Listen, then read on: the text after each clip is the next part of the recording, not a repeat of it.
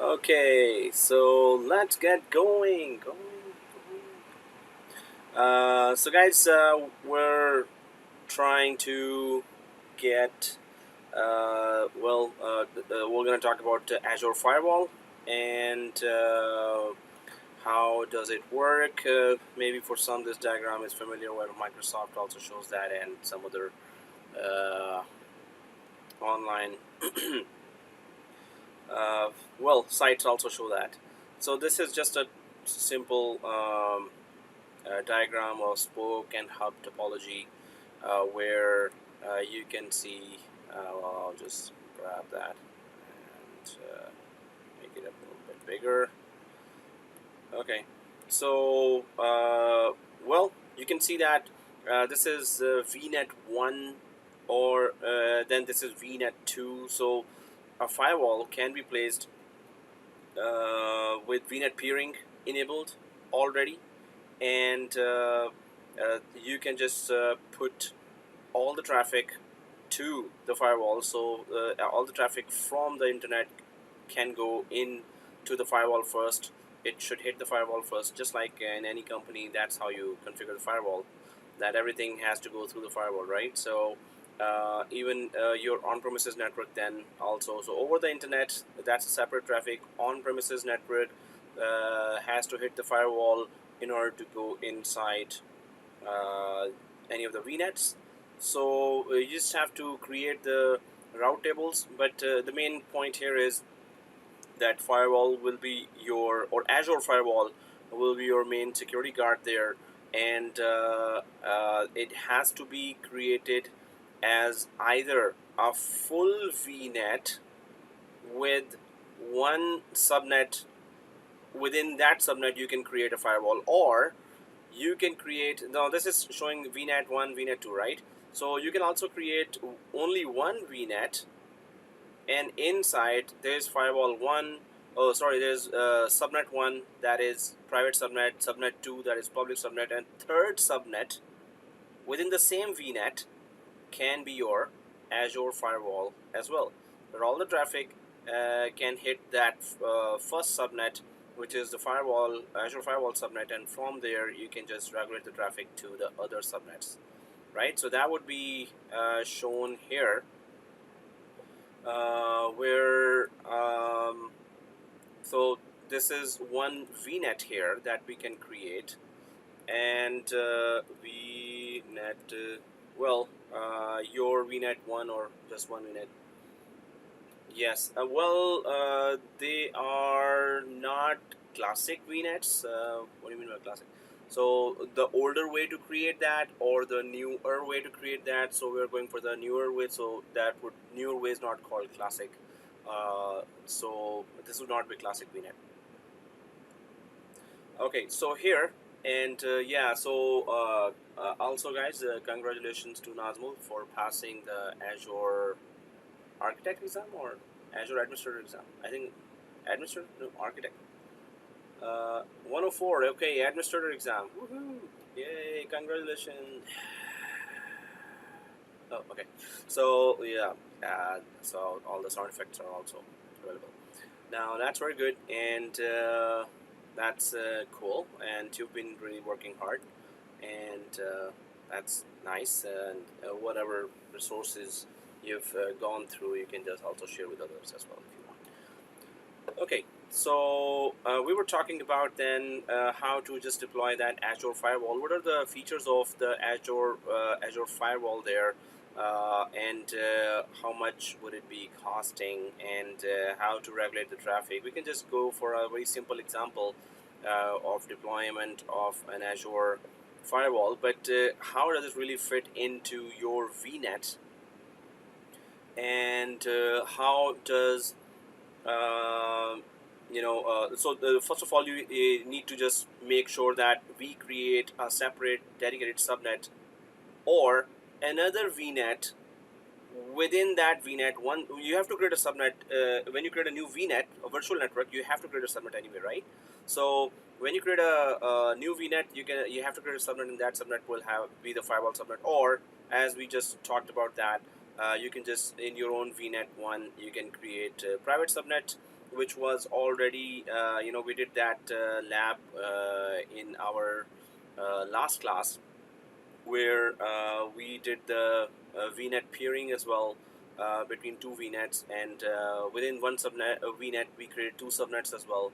Hopefully you repeated those labs as well. Lost my voice. So in last class we had done this lab of VNet peering, right? VNet peering, and VNet, which means that VNet to VNet communication with private IP addresses.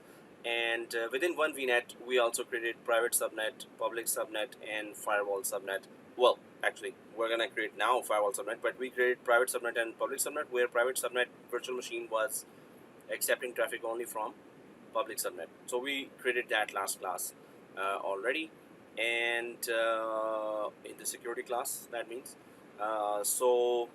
Just to understand the NSG at that time, we were trying to understand that network security groups, and but do not try to mix it up with what we did in AWS. We also created that AWS VPC peering and VPC as well, but those were just different terminologies for the same exact concepts we deployed on Azure here, and those who were in the AWS class, we did the same thing with VPC as well.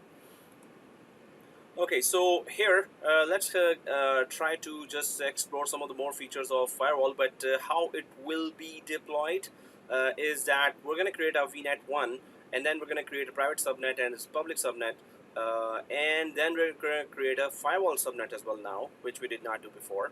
And we're going to try to just check that if our traffic, if we can try to ping Google, because we're gonna create a rule there that hey, we need to ping Google. So can we ping Google or reach Google? And we can just check that how to give any rules in the firewall. So guys, is my voice breaking? Is my voice clear, or is it breaking? Okay, yes it is clear, or yes it is breaking. Oh, okay, so I can hear clear. So these mean that this means Wakas, your area, may have. Oh, John is saying it's breaking. So Sam says clear, Nazmul says clear.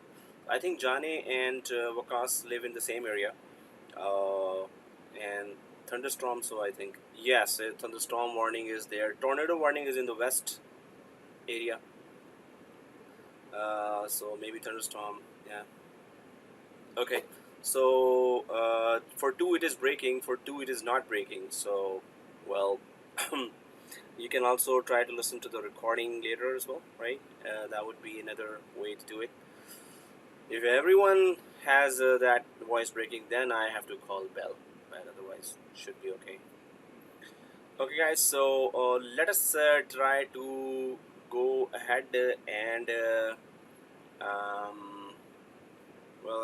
I'm using my Ethernet, so should be okay. And one more thing could be that if we go for speed test.net, so I'll just put it on run, and that would just tell that what upload speed is there. So guys, we were talking about so ping MS is 4, which is okay for my side. It's good, right? So I'll just leave it as is and go back to our diagram, and then we can check it out when it is done. So yeah, so what we're going to do is we're going to create one VNet, and then we're going to go for private subnet, and then public. We're going to create public subnet just like last time, but then we're going to also create a firewall subnet, and we're going to try to check that how to create rules inside firewalls, and how to create a route table that connects our public subnet to the firewall subnet, right? So we know one thing, and that is a default route table is always created between the subnets. Default route table is created between subnets inside one VNet, right? But when you create a firewall subnet and you want to give any of the subnet that access, so you have to create a custom route table, right? Okay, so Prakash says, are we going to repeat the last class lab along with today's firewall lab? Oh yes, that's it, Prakash, you got it. So this means since we did the last class lab, so this time we're going to do that with eyes closed and hands tied behind our back. So because we know that lab so good now. So but yes, this is how it can be. Although we can create just one subnet and make the firewall, make it go through the firewall subnet. So what we're trying to just see that the two firewall, the two subnets or multiple subnets, how can they communicate? How can we give rules there? How can they talk to each other? So it's gonna get a bit more complicated when we do that. So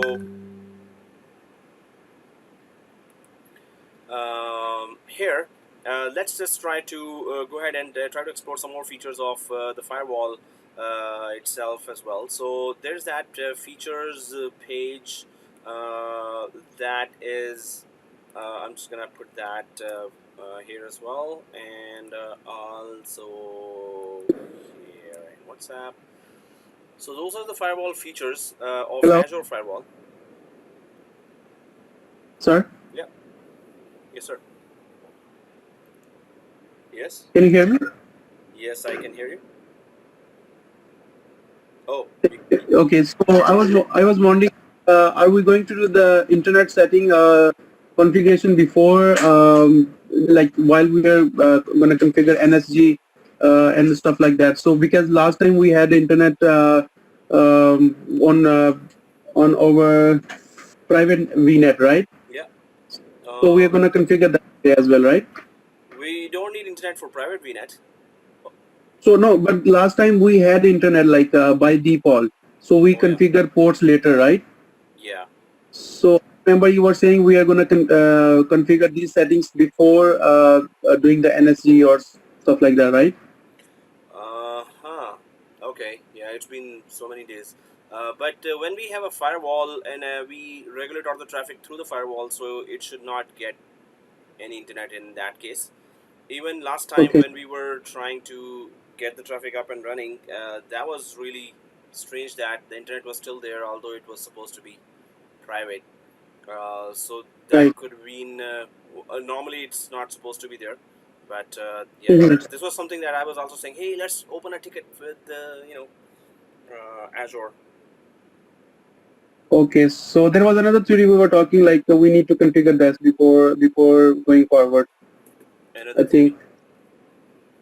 Yeah, like we were saying, like we need to configure these ports before creating the NSG or something like that, right? I wish I could remember that, so I'll have to start that. Okay, no worries. Okay, we'll see once we get there. Oh, okay. Okay, thank you. All right, guys. So here, well, about firewall, there's that feature page, and that feature page has. I'm just gonna click that feature page here, and that has Azure Firewall features. Azure Firewall is a managed cloud-based network security service that protects your Azure Virtual Network Resources.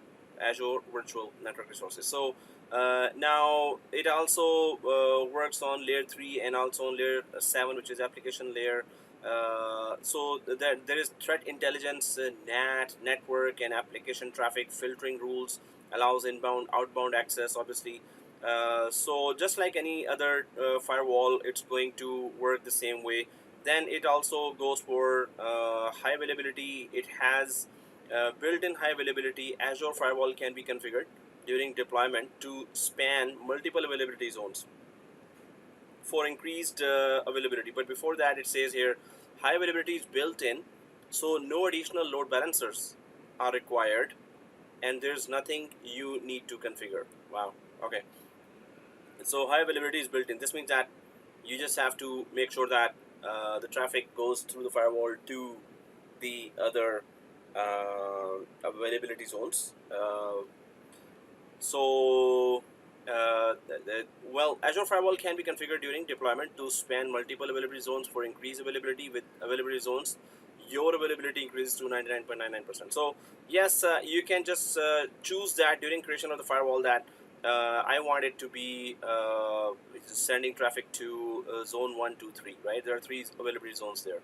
So, and 99.99% uptime SLA is offered when 2 or more availability zones are selected. Okay, so they have that SLA given as well, but you can also associate Azure Firewall to a specific zone just for proximity reasons. So yes, we can associate with a specific zone. We can just put it to all 3 zones as well for transfer. And if we go for some more features here, unrestricted cloud scalability. So Azure Firewall can scale up as much as you need to accommodate changing network traffic flows. So you don't need to budget for your peak traffic. Whatever traffic you're getting, or you were not anticipating a lot of traffic, and you got all of a sudden a huge traffic, so it's just gonna accommodate that. Application Fqdn filtering rules. You can limit outbound HTTPS traffic or Azure SQL traffic to a specified list of fully qualified domain names. So suppose your traffic should only go to Google, right? And it should not touch, it should not be able to resolve any other names. Microsoft.com, when you try to resolve, it should not resolve that. Any other names it should not resolve, but it should resolve google.com, right? So you can do that too by filtering that what kind of traffic you want your machines to be allowed to connect to, and or to send traffic to, or what kind of website they should be Fqdn they should be allowed to resolve and connect, and what kind of Fqdn they should not be allowed to resolve. So including wildcards. Wildcards means that star dot, so google.com, right? Then there is star.google.com, so that's another one, right? So star.google.com just means that whatever is before that, so photos.google.com suppose, and then email.google.com suppose, if that exists. But wildcard just means that the ending name is the domain name, and starting name is whatever subdomain, child domain is there, whatever extra service you've attached to that domain. So, and then there is this feature doesn't require TLS termination. So transport layer security, or your data should be encrypted when it is moving. So encryption is already supported and made available, so it's going to be TLS termination is not required, or you don't need to worry about where the TLS, how, which point to which point TLS should be available, and after that it should not. So it should be wherever the firewall is connecting to, the traffic will be encrypted. Network traffic filtering rules. You can centrally create, allow, or deny network filtering rules by source and destination addresses, and port and protocol. Definitely, you know that there is another feature that does exactly the same thing. Exactly the same thing. Anyone knows which is that feature that does exactly the same thing? Exactly, as you said. Yes. Actually, nobody said anything. It's NSG. So NSG, or Network Security Group, also does exactly the same. Allow or deny network filtering rules by source and destination IP address, port, and protocol. Azure Firewall is fully stateful. So NSG is not stateful, but Firewall is stateful. So it can distinguish legitimate packets for different types of connections. Rules are enforced and logged across multiple subscriptions and virtual networks. So stateful firewall just makes sure that what kind of traffic is connecting, and tries to gather more intelligence about that, where the connection came from. Is the connection secure? Is the connection is supposed to come from that source where it is coming from, or was it actually coming from another source, but somebody is impersonating as that source? So Stateful tries to create that intelligence about the connection and the packets that are coming Stateless firewalls are, they don't care. If the rule says allow the traffic, it just checks that, oh, you're supposed to be port 80. Okay, I'm allowing you. I don't need to gather more information about the traffic. But stateful firewalls, they try to gather all the security, connectivity, scalability information about the traffic that is hitting it. So Fqdn tags, service tags, Fqdn tags make it easy for you to allow well-known Azure service network traffic through your firewall. For example, say you want to allow Windows Update network traffic through your firewall. You create an application rule and include the Windows Update tag. So first you create a tag. Tag is just, key and value. So service, you can just put in key that what is the service name, and in the value put update, Windows Update, and attach that tag to actual Windows Update, and then that tag will refer to Windows Update services. Now you can use that tag in firewall. Hey, allow Windows Update to traffic to go through. So you just need to add that tag to the firewall, and it will know that, oh, okay, I'm supposed to allow actually Windows Update service to allow to go through. So now network traffic from Windows Update can flow through your firewall as well. Service tags. A service tag represents a group of IP address prefixes. Group of IP address prefixes to help minimize complexity for security rule creation. You can't create your own service tag nor specify which IP addresses are included within a tag. Microsoft manages the address prefixes encompassed by the service tag and automatically updates the service tag as addresses changes. So suppose you're connecting from a set of IP addresses to your Azure. So Microsoft would then collect that group of IP addresses. So from this IP you're connecting maybe in Toronto, and then another IP it's connecting, and maybe from NY or Toronto other branches, right? So it's just a collection of IP addresses either from this source or from VNet 1. You have one machine that is connecting, or 20 machines are connecting, and it's a group of IP addresses from the 10.0 range .x range, right? So if it's so it just collects that IP addresses for if you want them all to be connecting to the firewall. So you can just put that service tag there. Hey, this range of IP addresses are going to be connecting and asking services from you, Mr. Firewall. So it supports that service tags as well. So I'll just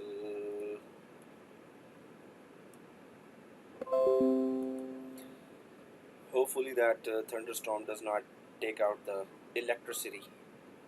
But yeah, our areas are, I think, better equipped. Normally this means service interruption, I mean like the hydro interruption whenever there's a storm. Okay, so what we're gonna do, I'm just gonna put that here. Okay. And threat intelligence, that's our one of the main topics of the security as well. Threat intelligence based filtering can be enabled for your firewall to alert and deny traffic from and to non-malicious known malicious IP addresses and domains. The IP addresses and domains are sourced from the Microsoft Threat Intelligence feed, right? So what it's saying that threat intelligence based filtering is available with the Azure Firewall, which is not only going to alert you, but it's going to, not only that, it's going to send you all the alerts, but it's going to act on that alert as well and deny traffic to and from known malicious IP addresses and domains. So whichever are known and updated in some international databases over the internet, that these sites are known to have sent viruses or sent spam. So it will, if any traffic comes from those known malicious sites or IP addresses, it will simply let you. It will actually deny that traffic. So the IP addresses and domains are sourced from the Microsoft Threat Intelligence feed. So Microsoft maintains its own threat intelligence feed, and whichever sites are known to have sent spam and viruses and malware, it has a database of that. So from that, it protects your Azure network. So that's very good. Then there is outbound SNAT or secure NAT. All outbound virtual network traffic IP addresses are translated to Azure Firewall public IP source network source. Sorry, it's not secure.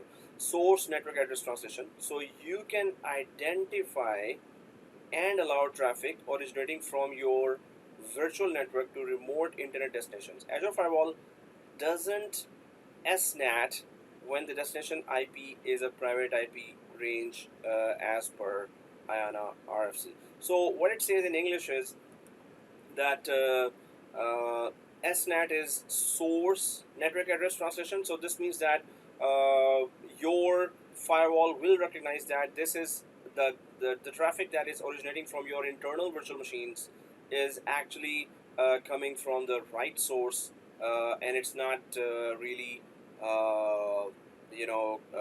coming from impersonated source there. So that's one thing, and second thing is that SourceNet will not be supported by firewall. Firewall will not let your internal traffic reach some IP addresses that is private. It has to be some public IP, and then firewall will let the traffic go there.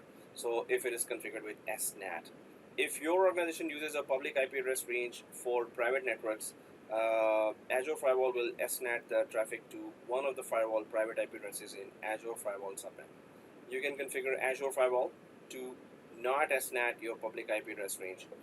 So SNAT is something, or source network address translation.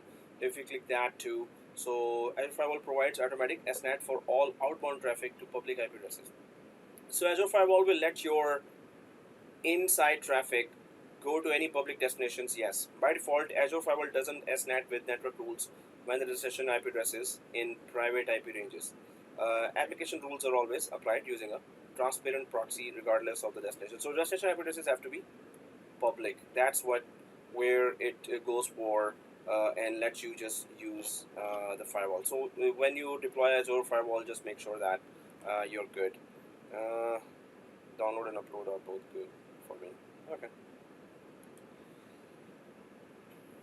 So now it says here, threat intelligence feeds daily scan terabytes of data daily to protect Azure users. Okay, that's very good. Yeah, so this link here, because threats are coming every day, definitely you're right. Then it should just try to add whenever the threat is being updated, and if it is updating daily, that's very, very good. So let's go ahead and try to check out more. So inbound DNAT, inbound internet traffic, network traffic to your firewall public IP address is translated destination network address translation, or DNAT, and filtered to the private IP addresses on your virtual network. So obviously from outside, if the traffic is coming to inside of your Azure network, so outside would be public IP addresses connecting to inside your private IP addresses. So this is already supported by Azure Firewall. So multiple public IP addresses, you can associate multiple public IP addresses up to 250 with your firewall. So public or PIP or public IP addresses, right? You can manage 250 of those.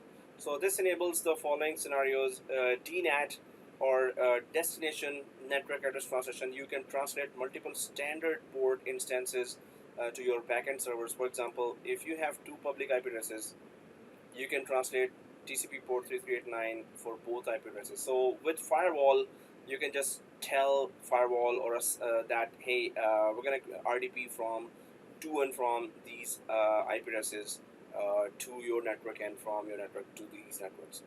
So this is just source network address translation, which is from private to public IP address, connectivity, and then DNAT is destination network address translation, which is public IP to private IP connectivity that Azure Firewall supports. And then Azure Monitor logging. All events are integrated with Azure Monitor, allowing you to archive logs to a storage account, stream events to your event hub, or send them to Azure Monitor log. So Azure Monitor is another service that is really going to it's going to collect all the log files of whatever was discovered there, and so that's why it is going to be okay. I went so Azure Monitor. It's going to just collect the log files, right? So that's what it says. I'm just going to, you know what? On the other screen, actually, I'm just deleting my previous similar network, and hopefully it gets deleted. So I'll just drag this now here.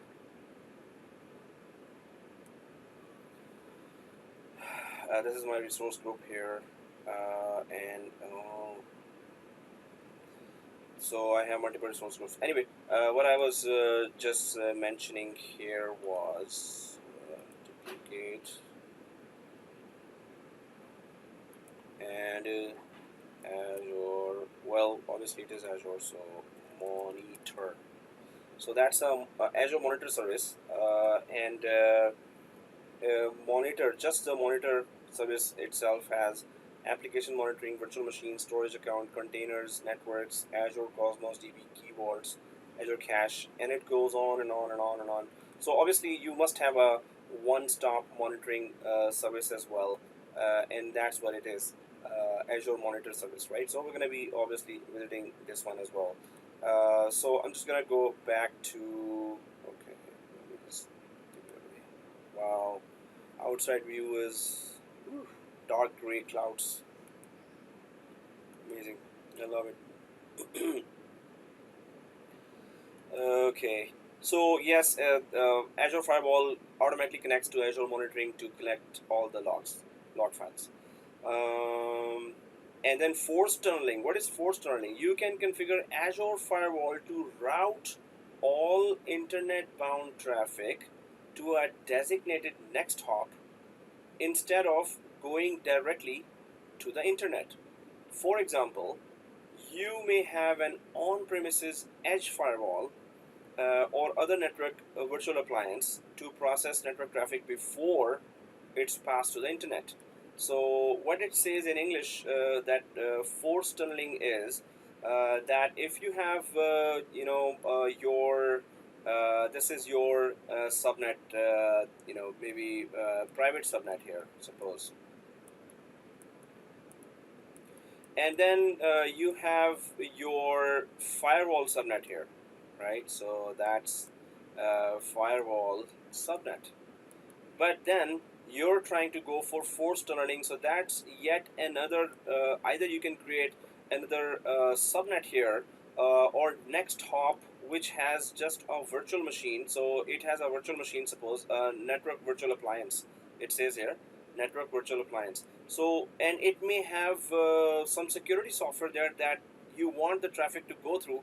So these are your actual client, actually server machines there that are giving you services. All the applications are here, and they are going through the firewall, but they're not released. When they go through the firewall, they're not released to the internet already. So you are making them go to another hop, which is yet another security application. It could be another security application. It could be anything else. But you're making after firewall, you're making the traffic go through another virtual appliance, hit another IP address, and go through whatever application is there, and then hit the internet after that. So that is called force tunneling, and so before it's passed to the internet, that's it. You just put another next hop there. All the traffic after firewall crossing or passing through the firewall has to hit this extra other virtual appliance as well. So that's obviously, I'll just make that. Yay, rain started. Hopefully it's So I'll just put that here.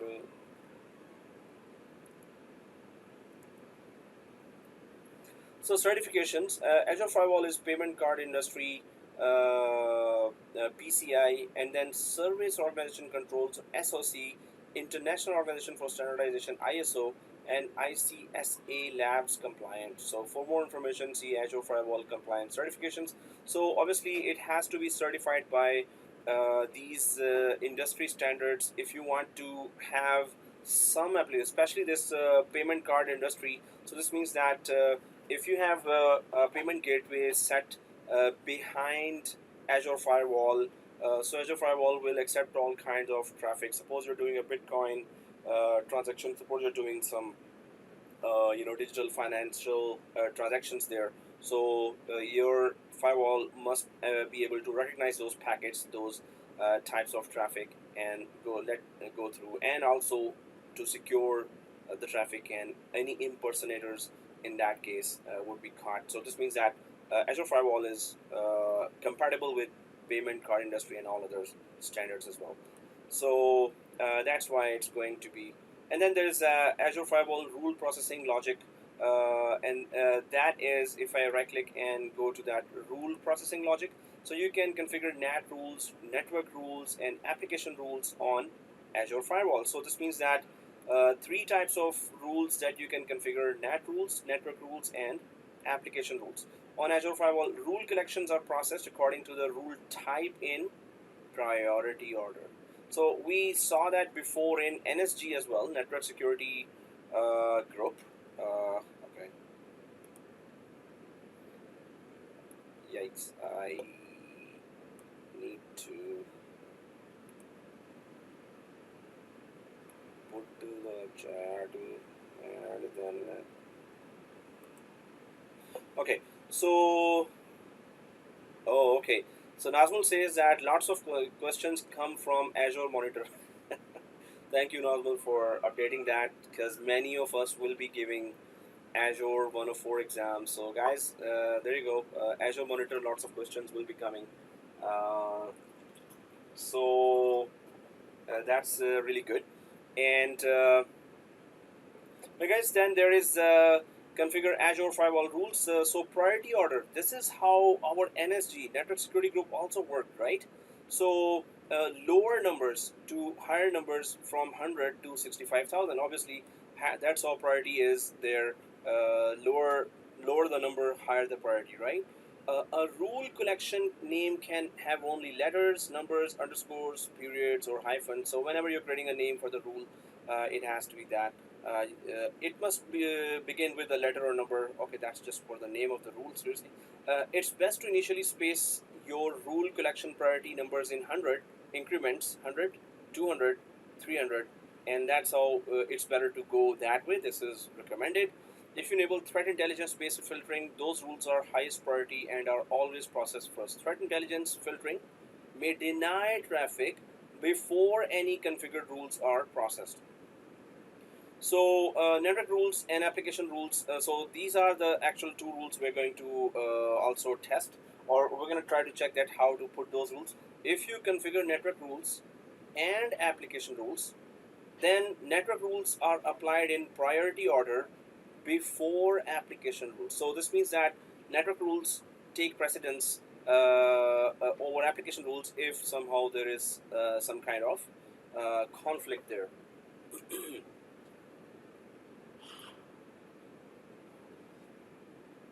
Normally in this weather we are supposed to have samosas and pakoras, if you know what I'm talking about. Anyway, so yeah, let's go ahead. And the rules are terminating. So this means, first of all, we know that network rules take precedence over application rules. So if a match is found in a, so what is the rules are terminating? What does that mean? If a match is found in a network rule, no other rules are processed. So one rule above, or one rule having higher priority, says RDP is allowed, and a lower priority rule says RDP is denied. So higher priority rule is implemented, and lower priority rule is not implemented. So whatever has higher priority or lower number will be implemented, ignoring the opposite of that or conflicting other rule that has lower priority. So that's what it says here. The rules are terminating. So if there is no network rule match, and if the protocol is HTTP, HTTPS, or MS SQL, then the packet is then evaluated by the application rules. So any rule that is not talking about, you didn't create any rule for HTTP, HTTPS, then application rules applied. Then it checks the, hey, in network rules there is nothing that I can see to follow for suppose these protocols. So then I'm going to check, are there any things, did you create any rule in application rules? So it's going to then go for, first it's going to check network rules, apply if there is any, if none, then it's going to check the application rules, apply if any. So then Ali says, if we want to create a VPN site-to-site tunnel, do we need to get license from Azure? Ali, I think you're talking about some interview questions. So I thought it was related to what we're talking about. But no, you don't need license for that. So you need a license if you are using some third-party VPN, right? If you're using Azure VPN, so it's not separately you need license. You just need to go for creating those site-to-site VPN. So if you have Azure subscription, you're already logged in, yes, then it's all good.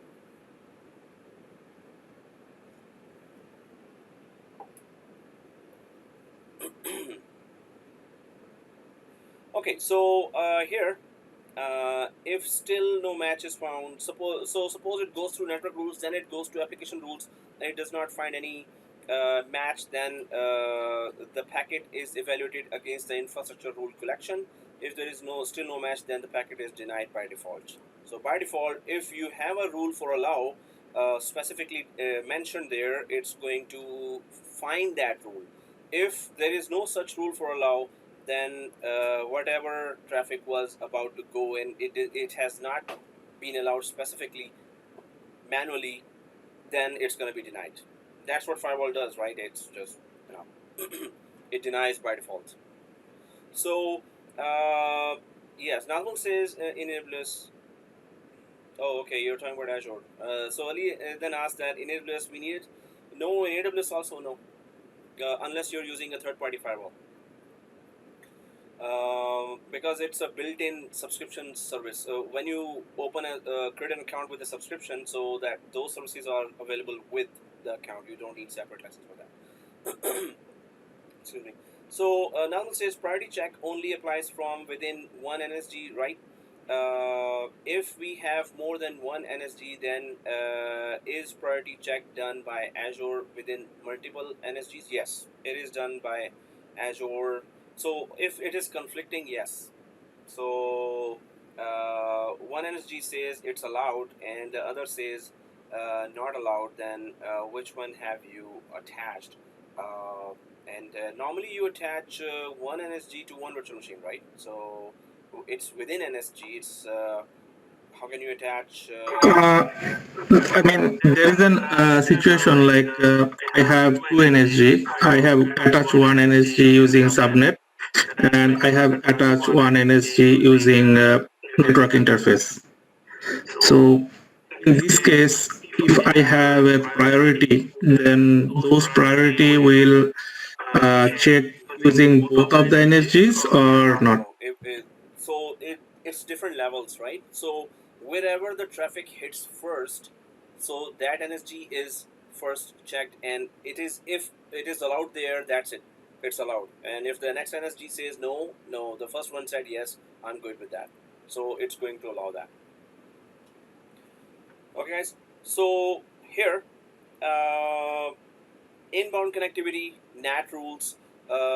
Inbound internet connectivity can be enabled by configuring destination network address translation as described. So there's you can just connect that network address translation, and if you want that with firewall, application rules aren't applied for inbound connection. So if you want to filter inbound HTTPS traffic, you should use web application firewall. So that's another firewall that you can deploy that comes with actually the VNet, and that comes with a load balancer as well, right? So now there are these, just like in NSG, you saw that there is name, protocol, source type, source, destination type, and then there is allow, deny traffic. So there's for application network rule, it is first they're showing that this is how a network rule will look like, and we're going to configure that. And then there is an application rule. This is also name, source type, source, protocol, port, and target Fqdn. So which target Fqdn you're following there. Here in network rule, which actual ports you're following. So that's the difference here. Obviously, application would want to connect to some Fqdn there, while in network you would want to know IP and ports. So and in the example, yes, they are showing that. So guys, let's go ahead and try to do that. We have already talked about those features there, and these features are supported by firewall. So definitely your company would want you to create a firewall in front of your machines. If you want to rely on just NSG, that's also okay. There are access control list, ACLs, and then or NACLs, and then there are network security groups, NSGs, and then there are even operating system based firewalls. So if I go to the diagram, you have multiple levels of traffic configurations there. So you can have NACL, network access control list, then you have NSG, network security group, and then you have OS based firewall. So on 3 levels you're already controlling, and on top of that now we can actually add here, right? Add here then firewall subnet. So that's a full-fledged subnet. The traffic first goes to through the firewall subnet. Then if it's inbound traffic coming from outside to inside, then it can hit on the subnet level and access control list. Then it can also on the virtual machine level and subnet level, network security groups, and then on the operating system level, firewall. So there are so many ways you can implement that, and they all do pretty much the same thing: allow, block traffic from which source, which destination, which protocol, which IP, right? So So if I enable threat intelligence, then which level those firewall will working? Is it working with the NSG level, or it is working sorry again. If I yeah. sorry. If I enable threat intelligence. Oh, threat intelligence. Yeah. Threat intelligence is over the network as well, and normally you can enable it on the subnet level. So okay. Any traffic entering the subnet can be configured. Now, threat intelligence was there when we were creating a VNet, and it is there when you create a firewall as well. So when you're creating a VNet, threat intelligence gets attached at that time as well. Okay, guys. So here we can see that firewall subnet, NACL or network access control list, and NSG, OS firewall. So you can see all types of security on different levels there. So this is we have gone through NSG. Normally we attach to subnet, and then we already know the operating system based firewall. But what we haven't done is that how to attach a firewall subnet within our VNet, or we can also create a separate VNet with just the firewall subnet and then peer to that VNet. So that would look like this. So what we're about to create is one VNet, and within that we're going to create a private subnet and public subnet, and then firewall subnet. But so just like in last class, we actually went for the peering as well, right? So suppose you want to go for peering here, so that would be like this. So obviously just like you did the peering in last class, so it will be VNet 2 suppose, and inside there you would then create just one subnet, and that is a firewall subnet. So you can do that too. So firewall subnet, right? So either this and how would it connect? Obviously with the peering connection. So you have to have a peering con for that. So if you want to do that, otherwise this is second choice. This would be, so if you have multiple subnets you want to go through, multiple VNets the traffic should go through, you can do that. Otherwise within one VNet you can just create a firewall subnet. Okay. Sir, I have one question regarding the force tunneling. Yeah, if we create as VNet, then can we force tunnel the traffic to VNet to firewall subnet? Through the peering, yes. Okay. Okay. Yeah. Thanks. It's just a simple next hop, as long as it has a connectivity to that hop or an IP destination. Yes. So either through peering or through just subnet route table. Okay. So here, well, this table actually, this diagram actually is kind of misleading if anyone has is just seeing that now.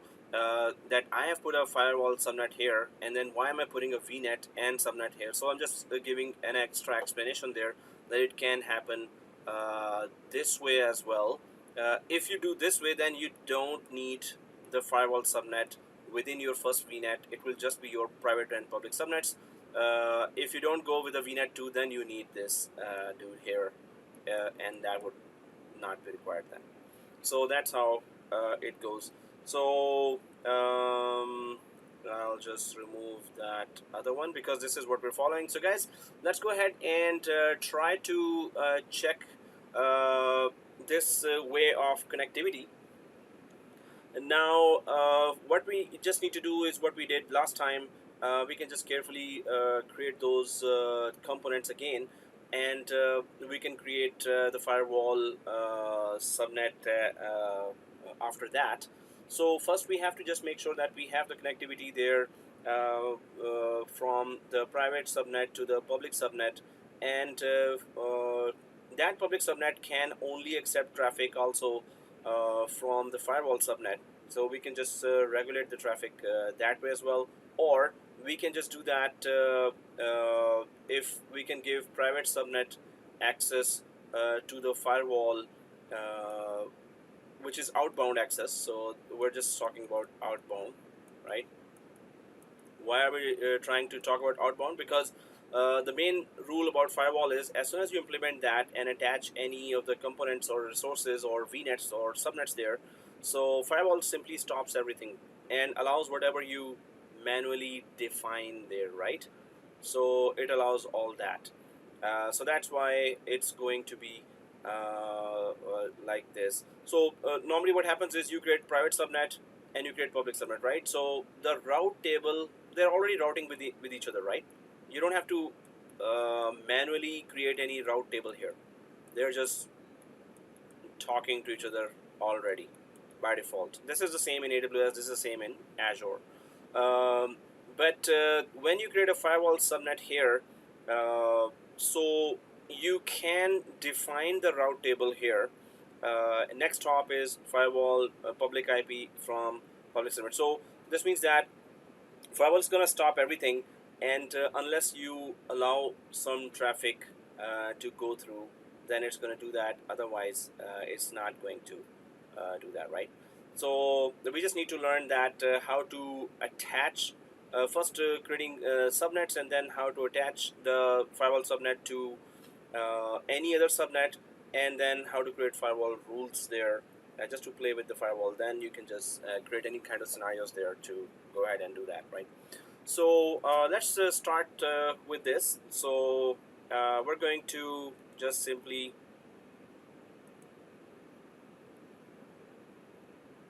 go to Azure.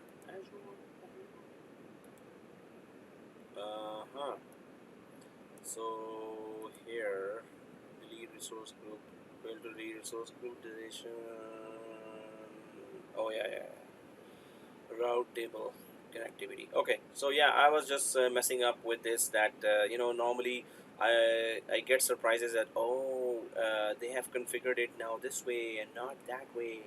So okay, let's go to our virtual network. I just need to, what I'm doing now, you can just ignore that, but we need to create a VNet here. What I'm just doing is that I was deleting all this what I tested here, and I attached with the public subnet.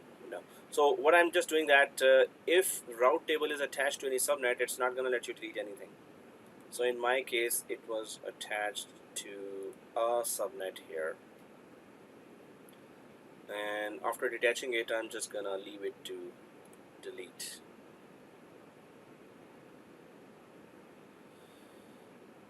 Sorry, just quickly doing that.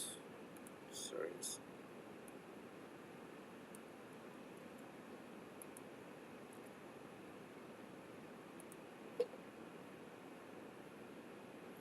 Okay, so I'll leave it at that. So on Azure, just go for virtual networks here. Let's go to virtual networks, and then we can just create one virtual network here. Let's click the add button.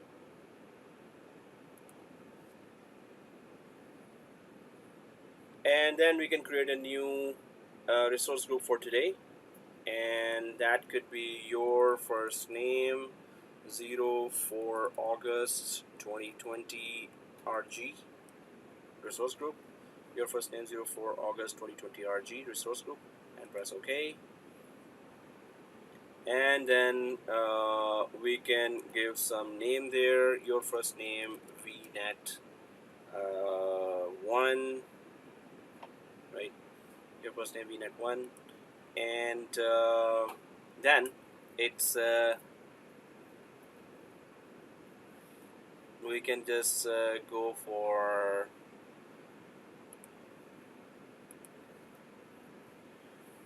East US.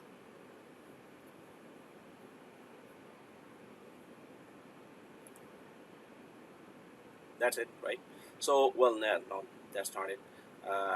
So let's go for IP addresses, and furious.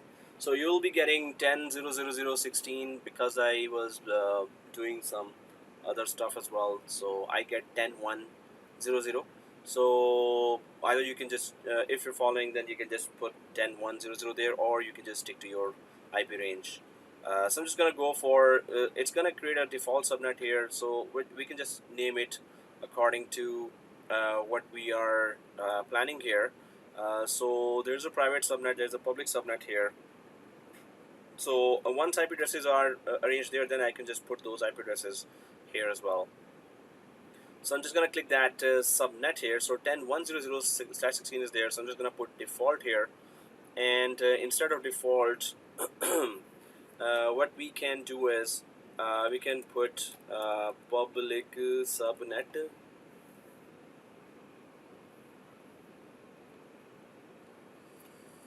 Okay, and it's just already giving me, hey, you want to go for 10.1.0.0? Oh, serious? So yeah, I got a big error. So I'm just gonna try to deletion of resource group is not there, could not be released. So where and I'll get that too. I think again routing table is the thing, but anyway, oh yeah, I did not delete the machines, that's why. Anyway, I'll just ignore that. Okay, so here 10.1.0.0. So I can just put here, we can just put here 10.1.1.0/24 as the public subnet and 10.1.2.0 as the private subnet, right? So 10.1.1.0 is the public subnet and 10.1.2.0 is the private subnet. We don't need any services attached to that. So I'm just gonna put that here and click save. And then I'm gonna click the add subnet again, and we can go for 10.1.2.0 1.2.0/24 10.1.2.0/24. The name must begin with the letter. Oh, sorry, yikes. Control X, Control V, and yeah, private subnet.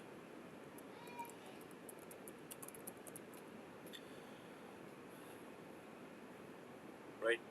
So 10.1.2.0, and it's private subnet. No services attached. Click add. So that's how it looks like now. 10.1.0.0. So I'll just put that range here as well, and so it's just 10.1.0.0/16 is the range here, and the PRAV8 network range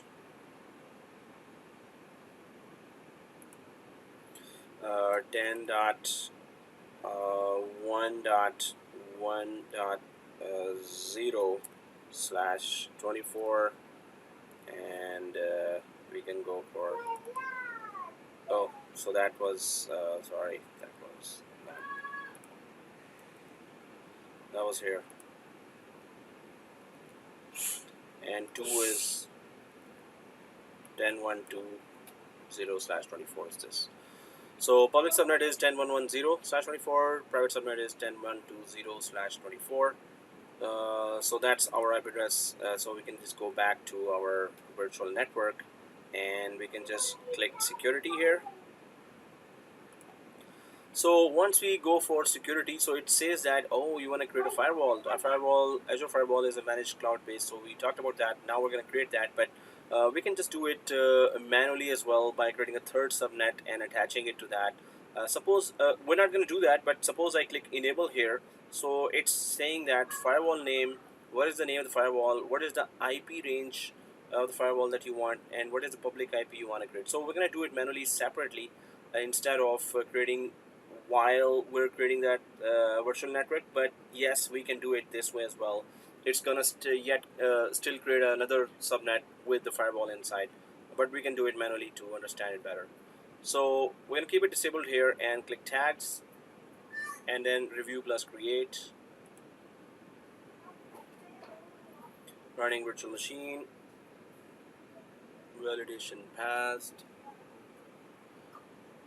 and then click create.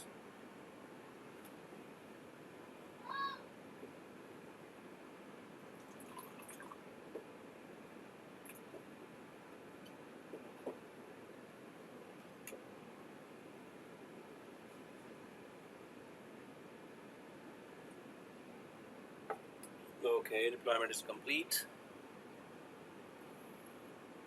and I'll just go back to virtual networks here, and the two walls of fire. Okay, firewalls. Oh, sorry. The VNet is there first of all. Their first name VNet1. I'll click inside VNet1, and I'll try to go to subnets. And public subnet is there, and private subnet is there, right? So that's good. Now what we need to do is we need to create. Actually, public and private are not talking to each other right now. Like we haven't created those rules that go with them. We haven't enabled the traffic yet, and virtual machines have not been created. So we can just make them these two work first, and then we can go ahead and create the third subnet there. So what we can do is that if public and private subnets are created, then next steps are that we can create NSGs there that are already allowing and traffic between the two subnets. So those NSGs, what will they do? So as far as the NSG that we need to create for private subnet, we're saying that it is accepting traffic from public subnet when it is inbound. So inbound traffic from public subnet is being accepted by the private subnet, right? So any traffic that enters the firewall is then entering the public subnet, and from there it could enter the private subnet. So when it is entering the public subnet through firewall, we're gonna go for RDP here, right? And through RDP we're hitting this machine, and that machine has a name here, there's a concept there, and that is called Bastion or Jump VM, right? So Bastion VM, and then from there we're going to this, but we're gonna also okay, my kids were screaming. So then there is another one, and that is another test that we need to do is that can we ping outside from either private subnet or public subnet through the firewall to specific destinations like Google? Can we create some rules in firewall that allows some communication outside from inside to outside as well, right? So for that also, this subnet should be talking to the firewall subnet, and this subnet should be able to talk with the firewall subnet as well, right? So this means that we would require route tables, custom route tables to be created that will allow those to not only talk to each other, but to the firewall subnet as well, obviously, right? Yeah, jump post. Okay, I saw that. So okay, guys. Right now, what we want to do is let's just make these two guys talk first, the private subnet and public subnet, and then put two virtual machines there, and then we're gonna go for custom route table later. When first we will these two guys are talking to each other, and then we can go for firewall subnet and then custom route tables as well.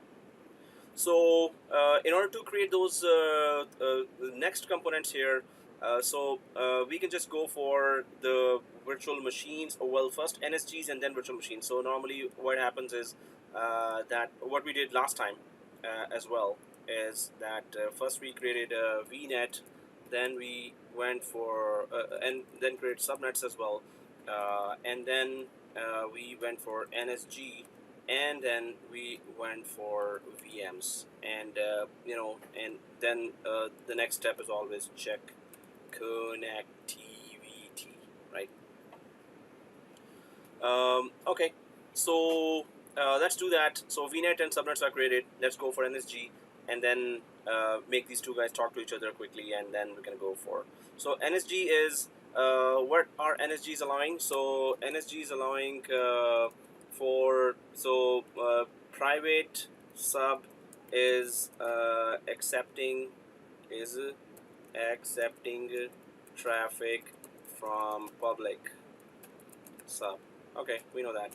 And while public sub is accepting traffic from, for now, internet, but we can change that rule later, so it should accept traffic from firewall later, right?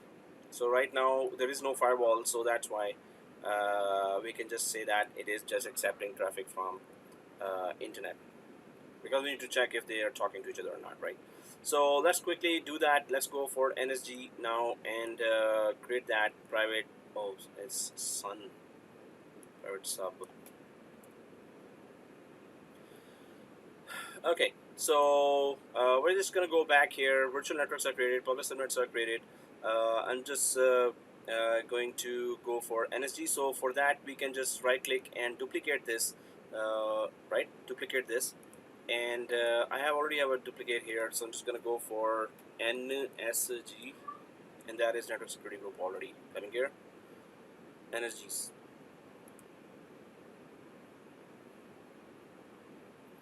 And there we can just create a public NSG and private NSG, because we have just one VNet here. So I'm just going to click add here in NSG and go for the same today's 4 August 2020 RG, and then there is public NSG, and it's make sure it is East US.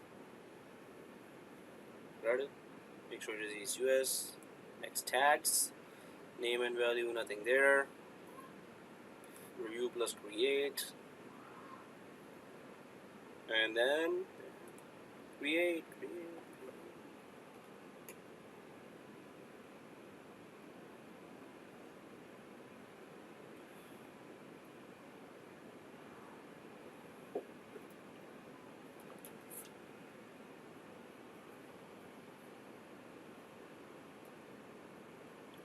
I think it's created. So we need to just go to resource, NSG public created, and go to resource, inbound security rules, just like last class. And we can just, oh yeah, that's what we were talking about here, that we have to actually, we can create deny rules here as well, which is that allow only that kind of traffic and don't allow any other type of traffic. But now we're about to have firewall here, right, in front of all those. So that's where we can deny, and here we can just allow. So now I remember that what we were talking about last time as well, that when we allowed RDP, so other than RDP, internet was also still there, and we wanted internet not to be there even in the private network. So deny rule can be there for internet created there. I don't know why the last time we were not able to create a deny rule, but we can always create here. I'm going to click add here, and so it's just public NSG, so it's accepted traffic from anywhere. Anywhere means later, as soon as we, what I'm trying to say here is, as soon as we, first we're allowing public subnet to accept traffic from anywhere, right? As soon as we introduce firewall and route table, custom route table we create and tell that, hey, public subnet, from now on your next hop is firewall. So any of your traffic has to hit firewall, or any traffic for you has to come through firewall.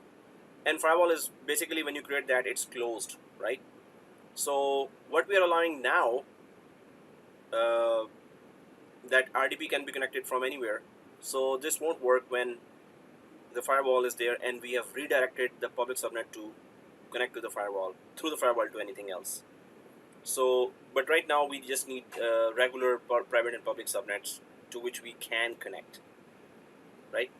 So here, source port range is okay, destination any, but destination port range would be 3389 TCP, allow, 100 is okay, and just like last time what we did, so it's RDP here.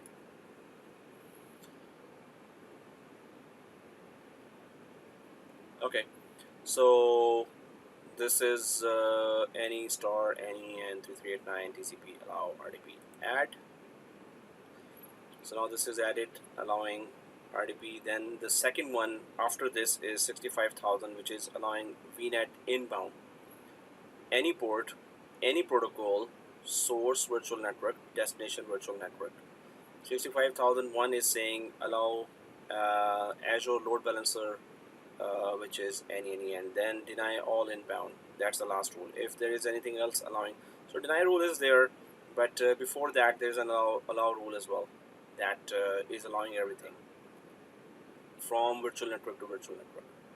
So okay guys, here RDP is allowed right now, and this is what we needed to do with NSG. We need to just connect with RDP, so we can just create another route table here as well now, and configure its inbound rule as well. So let's go to, oh sorry, not route table, NSG. So NSG is already in the history. I'm just gonna click NSG here and go to network security groups here.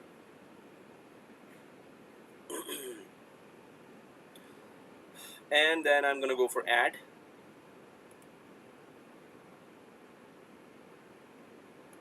Use the exact same today's resource group, excuse me, private NSG, East US, and then click next tags. plus create and create.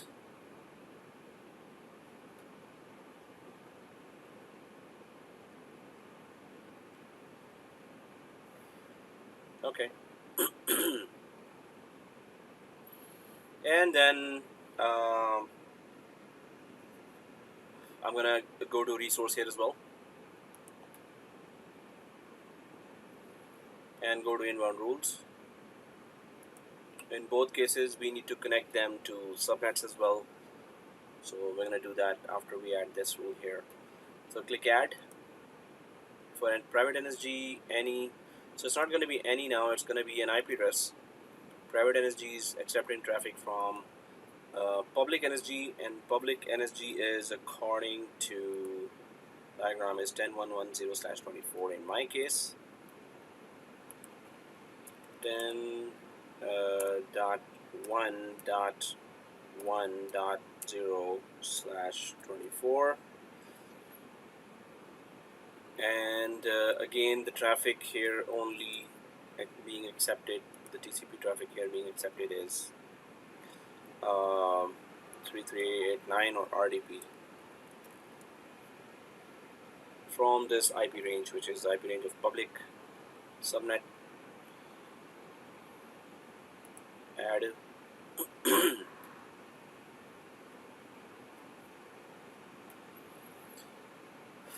Okay. Sir, you are allowing traffic from public subnet to private, right? Yeah.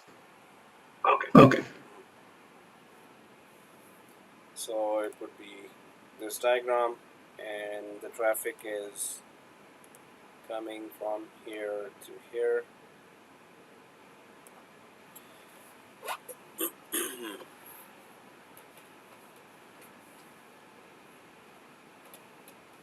Okay, let's go ahead and then so what we did not do before in the public NSG, and we needed to do that in private NSG, is to attach the NSGs to network security groups to subnets. So private NSG, inbound rule is created accepting traffic only from this source, which is public subnet. This private NSG has to be attached to a subnet as well. There's a subnet here, and then associate, and which VNet, the VNet that we created today.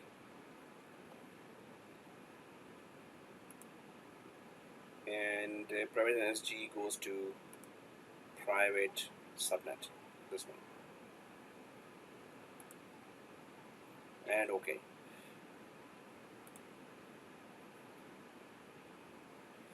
So for in public NSG also we needed to do that we needed to attach it to the public subnet. We didn't do that, so we're going to do that now. So private NSG inbound rule created and attached to, associated to private subnet, private NSG. Let's go to public NSG. So I'm going to go to search, I'm going to NSG, and then network security groups again. So the two security groups are there, and I'm going to go to public NSG because I forgot to put to associate it to the public subnet.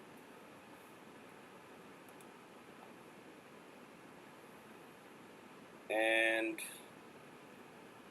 I'll go to the subnets here within public NSG and associate.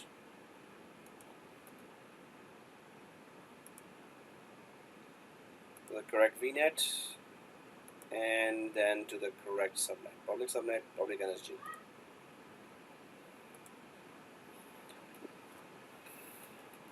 So inbound rule in NSG was already created, and now it is attached, associated to public subnet as well. Okay, so if you go back to the diagram,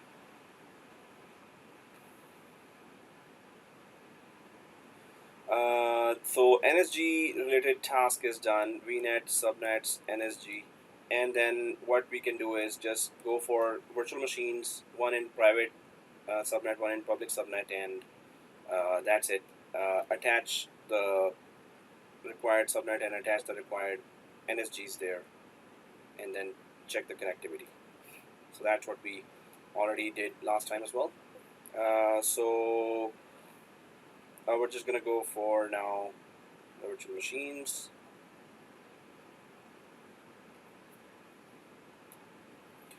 So NSCs are created. I'm just gonna go to the portal menu here and go down to virtual machines, and then while I'm here, just ignore what I'm doing now.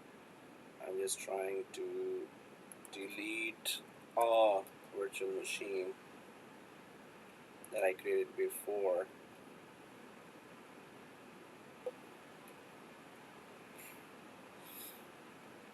Okay, so I'm just gonna go for add virtual machine.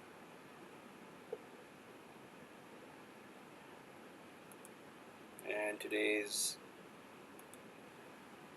resource group, and then virtual machine name, your first name, VM01 public.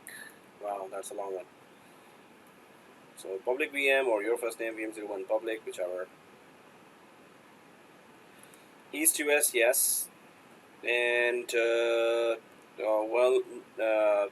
not doing anything about availability options. So it's right now 2019 data center. It should be on DS2 for a bit faster speed. And then we can go for your first name admin. Make sure we remember the username. Small ABC, capital ABC, shift123 without shift123. Small ABC, capital ABC, shift123 without shift123. And we're just ignoring the RDP here, or we can just put it to none because we're going to go for the NSG there. So we didn't bring any licenses here, so disks. And in the disks, whatever is there is okay. Nothing to do here. Networking. So yes, the VNet that we created is already selected here, and we intend to make this one as a public virtual machine. So selecting the public subnet, and public IP will be given to it. And network security group, yes, we created one, so we're going to attach it to this virtual machine now. So I'm going to click advanced here to the NIC, and then go for existing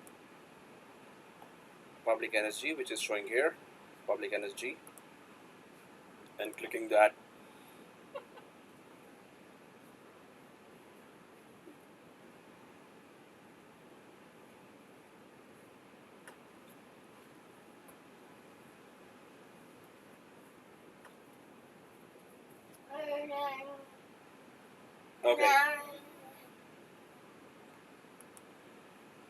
Okay, public NSG, and then nothing in accelerated networking, load balancing, nothing, management.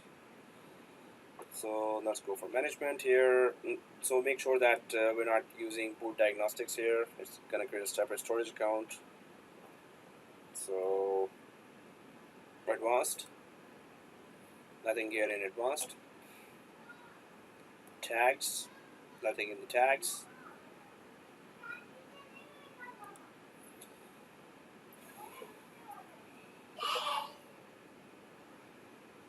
That's it. So create.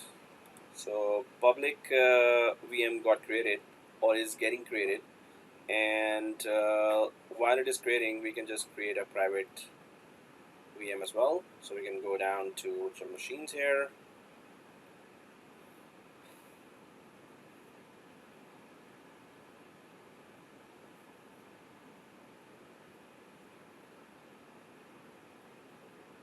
And add. So we know the drill now. Create another virtual machine and attach it to the today's resource group, and go for your first name, VM 02 private, and East US, it is already there.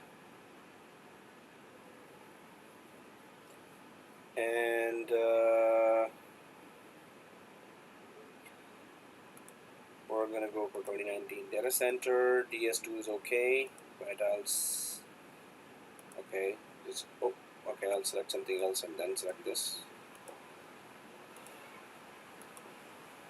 And then our username, your first name admin. Small MC governance issue 123 without issue 123.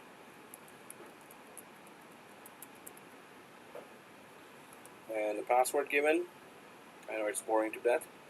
And click none. Hey, just a small rain happened here and that's it. Okay, anyway. Disks here, let's click disks. And then click networking. So it's already selected the correct VNet. And yes, this is supposed to be the private subnet here. And public IP, we're not allowing public IP here. None for the private virtual machine. And advanced, we're going to connect it to the NSG. And that is private NSG.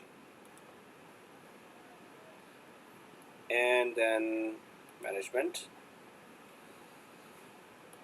Not clicking or turning off boot diagnostic, advanced, nothing in advanced.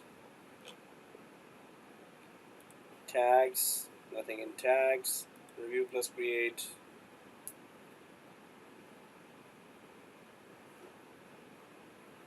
And go ahead and create.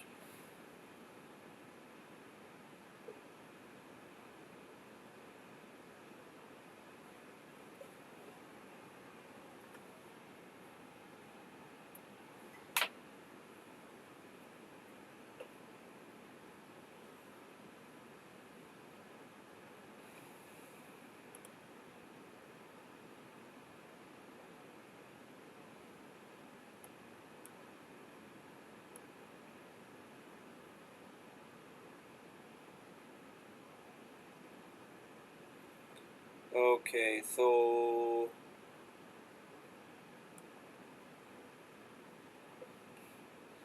it's done as well, and I'm just gonna go for so it's already created. So what we can do is we can just connect to the public VM and from their private VM, and then we're gonna go for the next stage there. So as far as our map is concerned, so from so private subnet has been created, private VM has been created, and public subnet has been created, and public VM has been created, and the proper NSGs has been created here as well. So which are allowing just public to private communication between the virtual machines. So let's go ahead and go to the public subnet and public VM and connect to there. Then from there, we're going to connect to the. So let's RDP into this. And then from there, let's RDP into this. And once we are here, so I'm just going to go to the virtual machines from the portal menu here. And so there's the public VM. I'm just going to go for public VM here and connect and RDP and download. So we know the drill here. And it takes our virtual machine RDP connection and connect. So we know our username is your first name admin. Password small MC governance to ship 123 without ship 123. Okay, yes.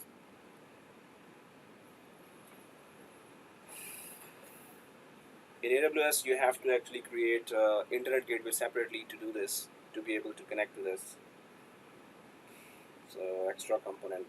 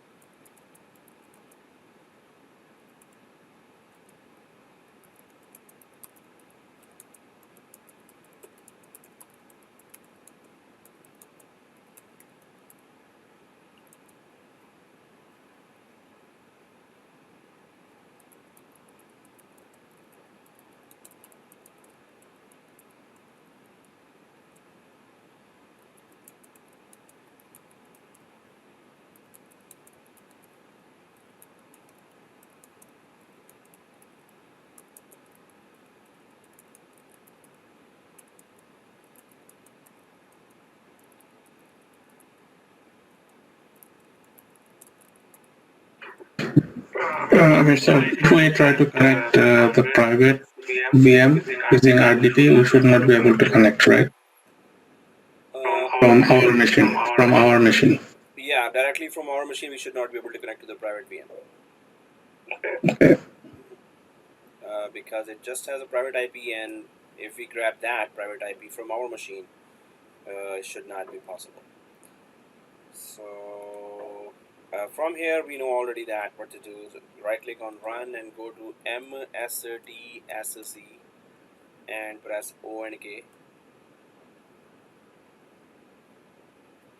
And so I just need to have the private IP of my other machine, that is 10124. Okay, so that's the IP here, private IP of my machine in the connect area here, 10124.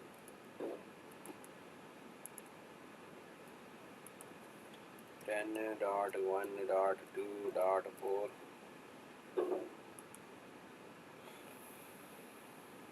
So it's asked for first name admin and it's one is equal to 6.23.6.23.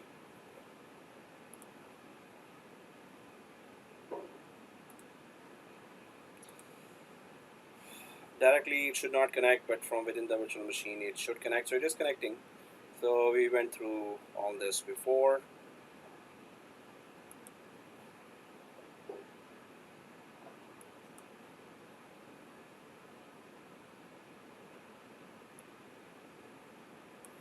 So it's logged into the private VM as well, and I'll just click that restore down the box icon.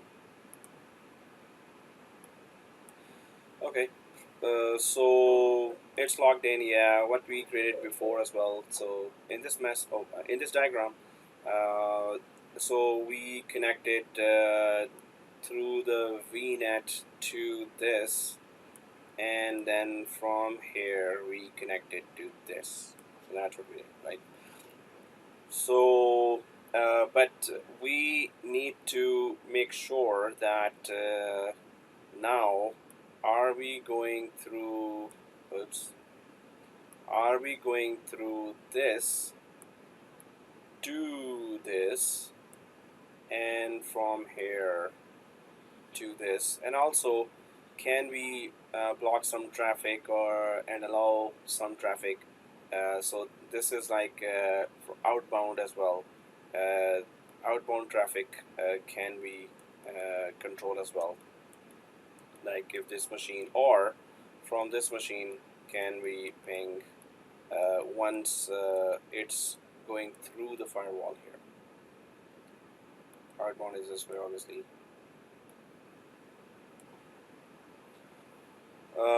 Okay, so we need to add the firewall subnet now, third subnet, and but we know that right now public subnet is just accepting traffic from anywhere, and let's just create that firewall subnet.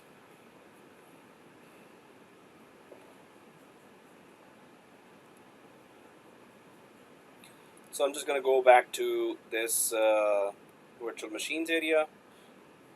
And well, it's not obviously in virtual machines, so I'm just going to go for the VNet, right?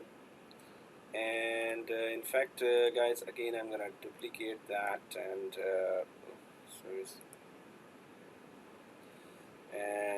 again, I would request that ignore what I'm doing here. So my earlier resource group was not deleting, so I'll just put that name. I don't know what's going on, and later I'll just keep that error there. Okay, so we're back to our VNet here, and yeah. Last time, until this point, we added peering after this step, right? So with the 192.168.1.0. If we want to do the peering at this point, like before doing the firewall, so we can do the peering here, then we can add firewall, or we need to add firewall first, then we can do the peering. So either we can go the peering way, or we can go non-peering way. So we have just one VNet here, and we have two subnets here.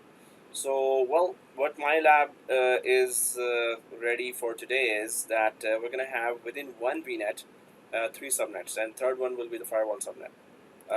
And the peering would just go, yeah, we don't need peering unless we have another VNet.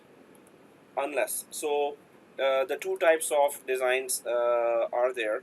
VNet 1, first I'll just stick to the VNet 1 here. What is this? So this is what we are intending to do. And here what we're going to do is VNet 1. So this is just the public, and just like we created before. So private, public, and firewall. Public, and then firewall. So this is what we're intending to do right now. So this means that within one VNet, we cannot have peering. Within one VNet, we don't need peering. How do these subnets connect to each other? They connect through route table. Within VNet, subnets connect to each other with route table, right? And but when you need to go outside of your VNet to another VNet, so that's VNet 2. Suppose that's another way some companies want to go for. So, and when you create a VNet 2, obviously at least one subnet has to be created inside a VNet because the virtual machine can only be inside a subnet. They cannot directly be inside the VNet. So this is a subnet. Now this, if you go this way, so this is an option only, right? If you go this way, then you need first to do peering. So we're not creating a second VNet, so that's why we don't need peering.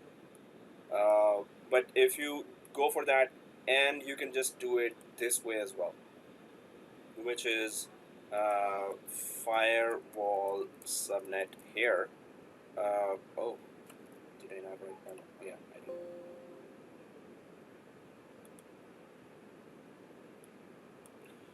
Okay, firewall subnet here. So if you do that, then you don't need here the subnet, right? Then these two private and public subnets can, through the peering connection, connect to the VNet 2 and go through the firewall and then go hit the internet.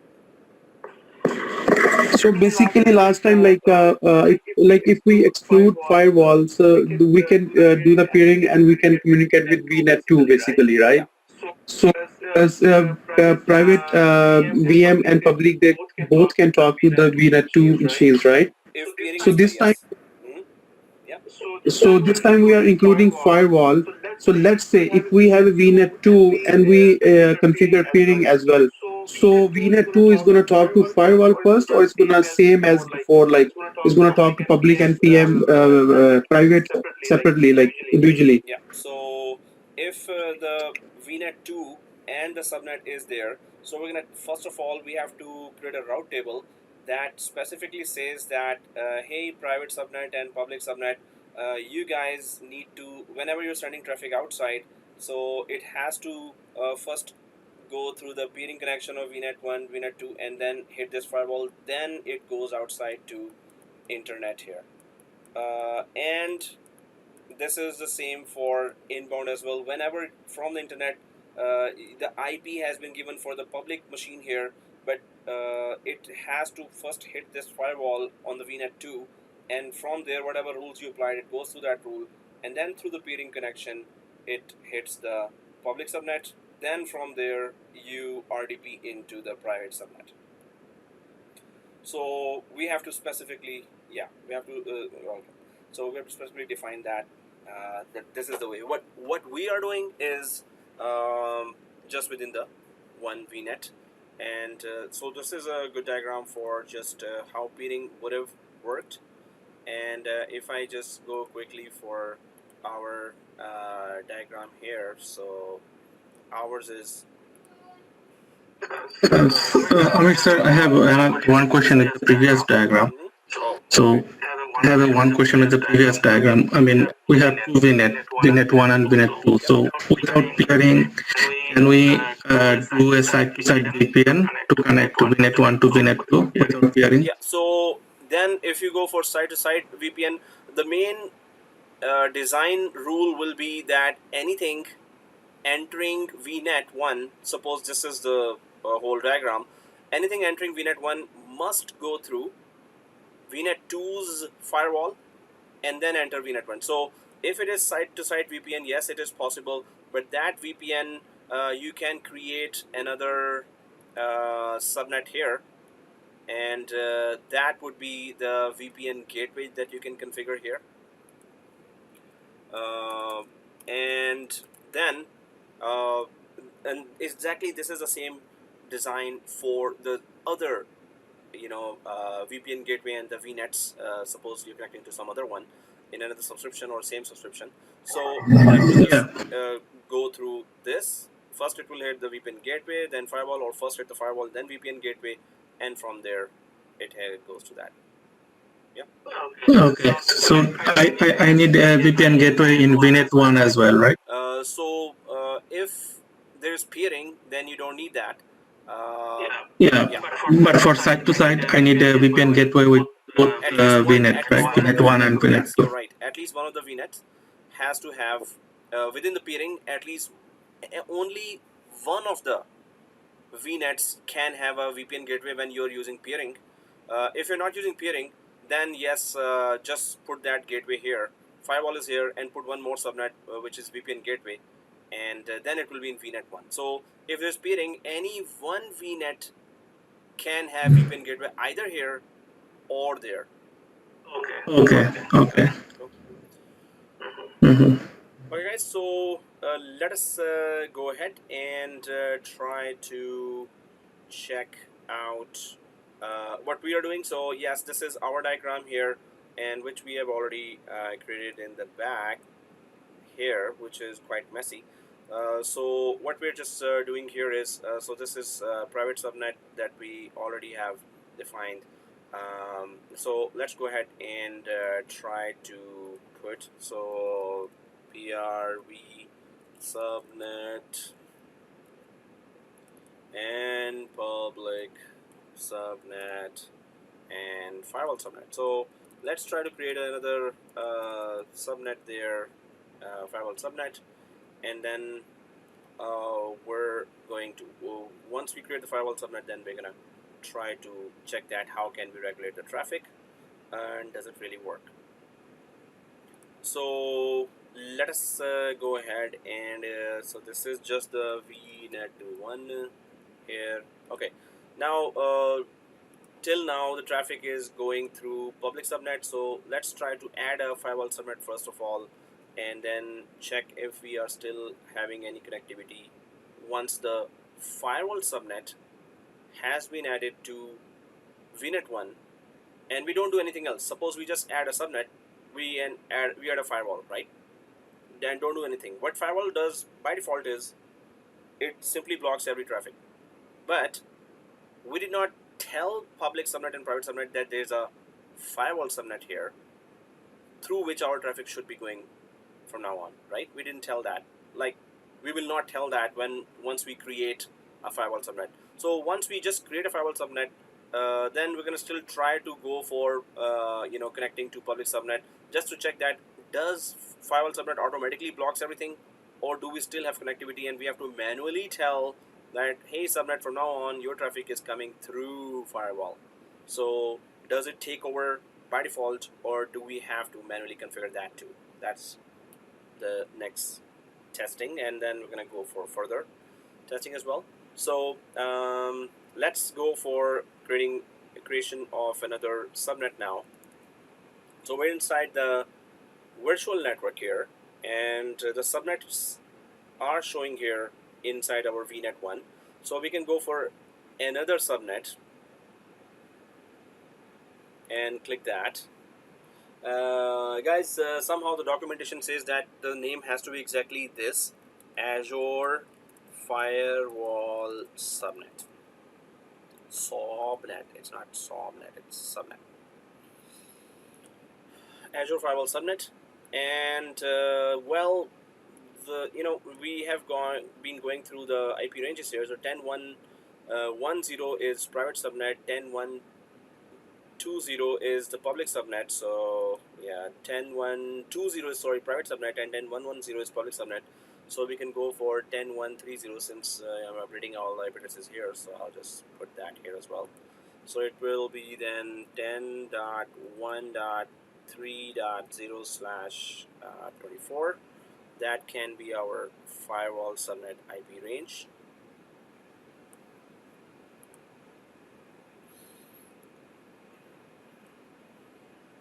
So I'm just going to put here 10.1.30/24, and for now it's we don't have to put anything here.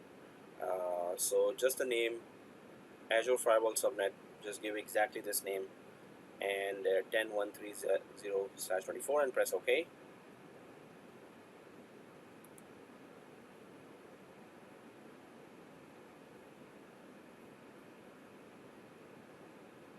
And it's created, and there's a local refresh here. Yeah. So this is created here, Azure Firewall Subnet, and we can actually go here inside and check that how it is showing exactly what we created. So we just gave the name and we gave the IP range. So nothing here. So I'm just going to click back, or just go back to the VNet level, and then there is that firewall here, right? There's the firewall. So once you click the firewall here, so we created a subnet that is empty, and it is just doing nothing, right? It's just named that way, and IP range has been given, right? So now within the VNet, we're choosing firewall, and it says no firewall exists in this virtual network. Okay, so click here to add a new firewall. Okay, so let's add a new firewall here. So once we click that add a new firewall, so there's a resource group here for today. Yeah, that's a resource group for today, and name is Azure, your first name. Okay, your first name, Azure Firewall, and so it's not Canada Central, it's East to West, and it's actually down here. So since we did not spread our virtual machines to different subnets there, so we don't have to go for availability zones. So and it does not also offer zone redundancy option here as well, like in load balancer it offers that, right? Okay, so use existing virtual network. So I've just clicked the use existing virtual network, this one, because we're not creating a new VNet here. We're creating existing, and existing is the one that we created today.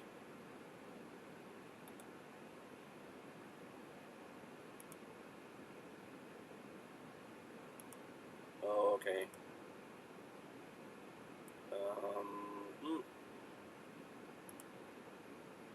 Okay, so I still have a problem with deleting the previous. Anyway, ignore that. Okay, guys, so it says that, hey, you need to assign a public IP or PIP here, right? So let's click add new. Let's click add new for the public IP for the firewall, and then your first name, firewall P small I P. Oh, it didn't let me. Maybe it's too long name. It's not gonna let me put. Oh, it is VIP. Right?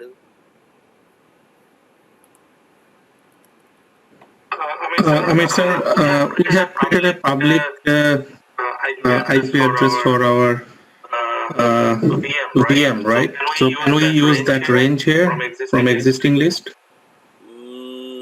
Existing list, if it's giving, yes. Otherwise, better whatever IP is coming our way. Yeah, we can use that too, sure. But there is, you can see that this is standard and this is static IP. So make sure that that is not a dynamic IP, that is a static IP, and then standard. You will have to visit that range then and make those changes, or you can just come up with a new IP here. Okay. Thanks. Okay, cool. So let's press O and K. So that is public IP, and then you can see here. Well, if I drop down that range, so yeah, it is also showing. Now, forced tunneling, we talked about forced tunneling before. Enable forced tunneling to create an additional subnet, right, other than the firewall, for firewall management traffic. So first, that traffic, whatever traffic is coming from outside, should hit that extra subnet, and then from that extra subnet, it should come to this firewall subnet, and then from this firewall subnet to the other subnets. So that is just to manage traffic. You can put any kind of other application there that is managing that traffic, analyzing traffic, securing traffic. So anything, but we're not going for forced tunneling here. Otherwise, it says here subnet will have direct access to the internet.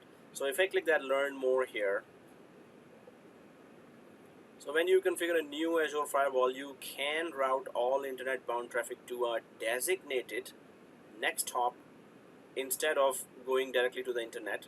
For example, you may have an on-premises edge firewall or another network virtual appliance to process network traffic before it's passed to the internet. However, okay, so the thing is that forced tunneling is about you just have an extra hop that you get create there, and that is in a diagram. How would it look like?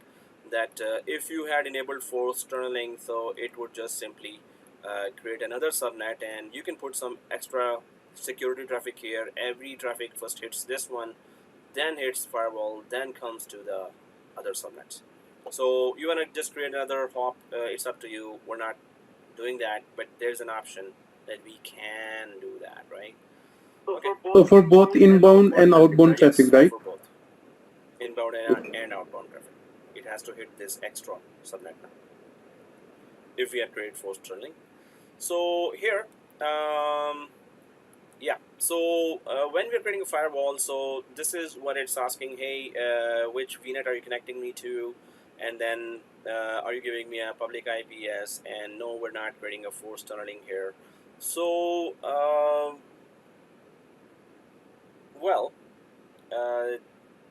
this firewall is created, region is this, okay, let's click tags, because it just asks for VNet, right? So,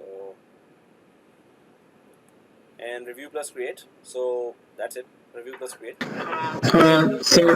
Before you go there, sir, if you go back and just for the learning purpose, if you hit enable forced tunneling, it gives you an option to select a management public IP address. What is this? What is this IP address? I mean, management public IP address. Is it the next hop? Yes, or it has to have an IP for others to be told that when you're hitting the extra subnet here, what IP are you going to use to hit that? Or only this IP will be given to outside applications and users, that they have to use that IP to connect to this extra hop, and then from there they can go to firewall subnet and then to the rest. So yes, it has to have an IP in that case, if you want to regulate the traffic first to this one and then the other one. Yeah, so that means it's just an extra public IP. I mean, it can be, you don't need to create any subnet for that. It's just an extra public IP. Is that it? So this already is a subnet, right? So for this, there will be an IP given to reach the subnet. Normally, you would have a virtual machine here that would have some kind of security software, IDP, intrusion detection system, or IPS, intrusion prevention system, or something like that. So for that to reach to this subnet, there will be a public IP given to the firewall subnet. Already has a IP now, but this will be given so you can reach to any virtual appliance inside that subnet to go ahead.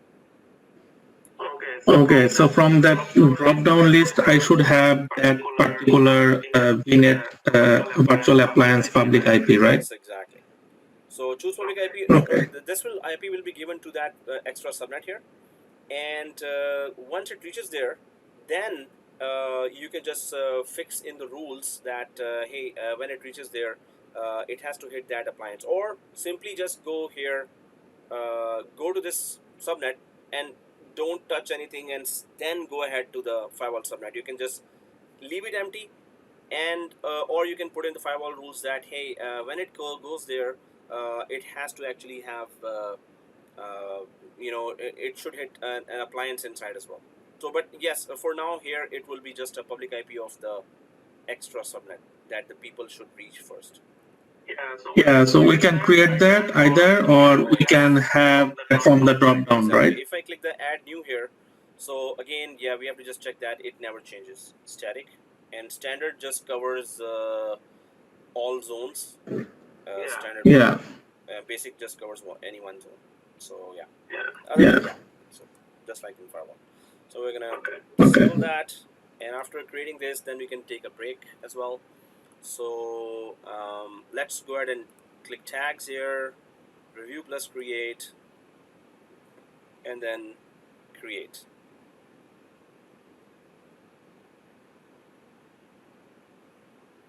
So address space. Okay, I did say create, but we did not define address space. We didn't have to, right? Okay, no, we didn't. Okay, that's it. Great. But guys, let us take a break. So we meet at 8:21.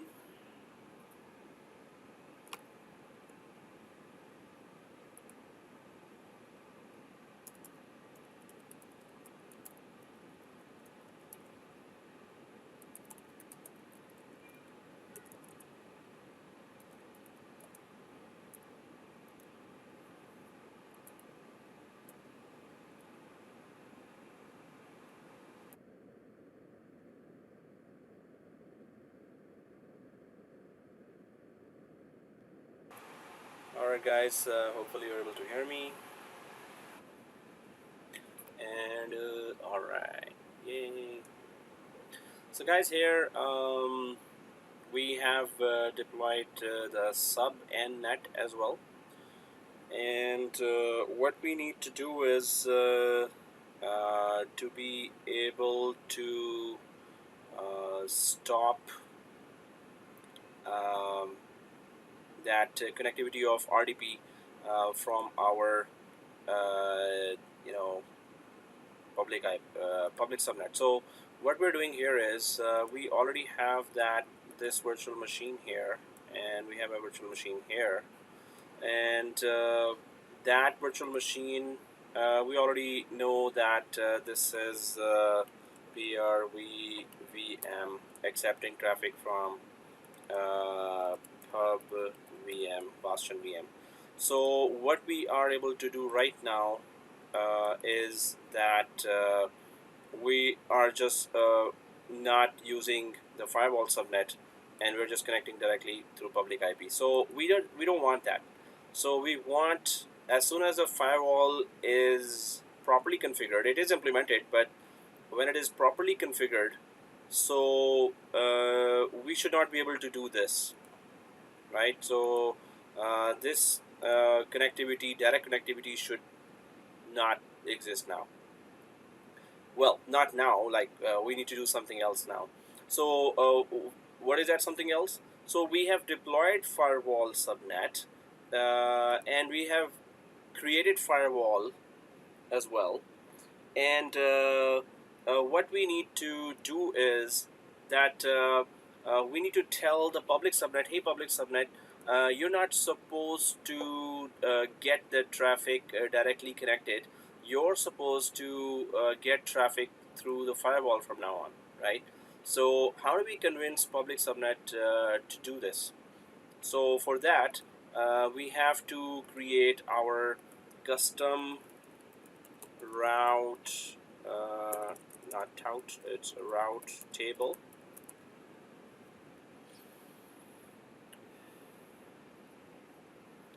and that custom route table here would be telling that hey, whatever IP ranges you're connecting from Mr. Public VM, but your next hop is going to be the firewall subnet IP, right? And you're gonna hit that first. So your next point of contact is firewall subnet. So that's what we're trying to tell the public subnet here with the help of a custom route table. So let's create that. Yeah. Sir, I have one question. We create a firewall subnet and we create a firewall. So when we create a firewall, did we select that this firewall will be attached with the firewall subnet, or it will automatically find out the firewall subnet and attach the firewall there? Yeah, so that's why I was saying that the name has to be Azure Firewall Subnet. So it's going to search that name and it's going to attach to that. Okay. If it's a different name, it's not going to work. Okay, guys. So here, custom route table has to be created and told that, hey, your next hop is firewall subnet, right? So we are already RDP'd. We have already connected through RDP here, right? Public VM. So, well, will we be able to? So once we create the custom route table and we tell that your next hop is this, you're directly no longer connected to internet. You're now from now on connected to your next door neighbor, new next door neighbor firewall subnet, right? So you're not connected to internet anymore. That's what we're about to tell through custom route table to public subnet, right? So, but then we need to check that too. So once we create that route table, and then we need to attach that route table, which is saying attach that route table to the public subnet, which is saying that your next door neighbor is your next point of contact as well, right? So your next point of contact is not internet anymore. It's this dude here. So our next steps is create a custom route table, configure it with the right IP addresses, and then attach it to public subnet. Three steps that we need to make. So let's create a route table, configure it properly, and then attach it to public subnet, right? Okay, so in order to create that route table and attach it to the public subnet, we need to know what is the IP of this subnet. Subnet, didn't we give a IP there? Yes, we did. So in order to tell the route table that the traffic from public subnet is going to hit the private firewall subnet, so what is the IP of the firewall subnet then? So let's check it out. What is the IP of the firewall subnet? So if we go back here to the VNet, if you're in the VNet right now, I think we were in this subnets area, right? So, but if you're in the your first name VNet here, then you can go to the overview area, right? Once you click the overview area, so you can see that there are network interfaces for the two public and private IP addresses, and the IP addresses are showing here because of the virtual machines that are attached to the subnet. So there's that firewall, and it has that Azure Firewall subnet, and there's a private IP here as well, right? So there's that private IP here for that firewall subnet. So I'm just gonna copy this, or just remember it. That's 10.1.3.4 for me, and whatever it is for you. You just need to. So it is your first name. Azure Firewall was the name here, but the subnet name here is actually the device is this, and Azure Firewall subnet is the name, and its IP is this.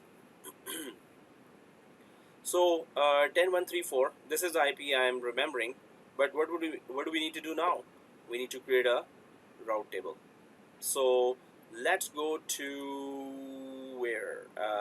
To another I'm just gonna right click inside of the virtual machine. I'm just gonna right click here, duplicate third one here now, and I'll just go to the search.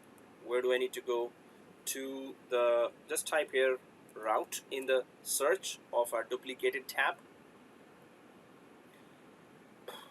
and then oh sorry, did I put route? Yeah, so route, and then there's that route here that's gonna come, or route table if you see that. So I'm just gonna click that route, and then now you can see this, right, route tables. So let's click that route table, and once we click that route table here, so well, it's an empty one. So you can see that already that there are no route tables, but we were able to communicate between private subnet and public subnet. So this means that there was a default routing enabled by Microsoft Azure there. But now we are creating a custom route table here. So let's click that, add here in the custom route table, and well, we have to select our today's resource group and make sure that you have the correct region here, East US. And the name, you can just go for any creative name there. So pub okay, so to dash from dash pub subnet dash firewall, well, some kind of name that actually tells us as well what's going on. So to and from public subnet to firewall, okay, because private subnet is accepting traffic from public subnet, right? So we need to reach the public subnet. So to from public subnet to firewall. Now it also says that propagate gateway routes. So there's that select no to prevent the propagation of on-premises routes to the network interfaces in associated subnet. So suppose your Toronto branch is connected through VPN to this firewall as well. On premises you're connected, so those routes should not be advertised and propagated by these associated subnets here. So we don't have any on premises anyway, but still let's click no here. So this possibility will be gone that they would be able to discover the routes of the on-premises network as well. So this is just basic information right now, East US, and then click tags. Nothing in the tags. Review plus create, and then create. Sir, what we choose propagate gateway is no, right? Yeah. Okay. And so route table has been created, and we can click the go to resource. Route table has been created, and we can go to resource. And here in the resource, what we can do is that we can go to routes. So route table has been named, but it hasn't been configured yet. So we have to tell route table what to do. So let's click the add button. And route name, I would have copied it from back there. So okay, do dash from dash pub subnet dash firewall. But then what's going on here? So address prefix, the destination IP address range in CIDR classes interdomain routing, or CIDR notation that this route applies to. If the destination IP address of a packet falls in this range, it matches this route. So it's just saying that, hey, what is your IP range right now, or current or existing? Well, it's not current existing. It's saying destination IP address range in CIDR notation. So destination IP address range is actually 10.1.3 in my case. But how about here? We can just go for 0.0. Oops, sorry. 0.0.0.0/0. So we're just saying that you don't have to match any IP range, but I'm telling you that destination IP range would be within one of these. We're not opening anything over the internet. This is just saying that it's the range is from one of these. Obviously, all the ranges come under this. We're just testing this environment. Anyway, when you go for next hop, so Sir, address prefix is the destination or the source, which is this address prefix? so the destination IP address range inside orientation that this route applies to. Okay, so it's a destination IP range. Okay. And destination is our next hop that we're going to tell it. So pretty much we're just saying the same thing in both these. So it's just asking for a longer range. We're saying that, hey, whatever I tell you now, if this is within that range, then just this is that range. So we're just saying the same thing here in the next one as well. Well, what are we selecting first of all here? Is it a virtual network VNet? No, it's not another VNet. It's the same VNet within which our firewall subnet is. Is it over the internet? No, we're not going to internet to access our firewall. It is within our VNet, within our Azure subscription. So is it a virtual appliance? So in the background, they actually deployed a virtual appliance there, which is a firewall appliance, right? So it's actually a virtual appliance. So if we select that virtual appliance, which is a firewall within the subnet, no, we cannot connect to it. That appliance as a virtual machine. They're just managing that. They just deployed it for us within this VNet. So then we're going for next hop address, and you can just see that well, 10.134. Okay, I'll just go back here. I'm in the VNet. I'm in the overview, and there's 3 subnets or the IPs attached to the public and private interfaces, and then there's that Azure Firewall IP 10.134. So this is our IP address destination 10.134. So in your case, maybe it's the same or different. So in the route, we're saying that, hey, dude, this is at 10.1.3.4, and ensure you have IP forwarding enabled on your virtual appliance. You can enable this by navigating to this respective network interfaces, IP address settings. Well, yeah, if we have to do that.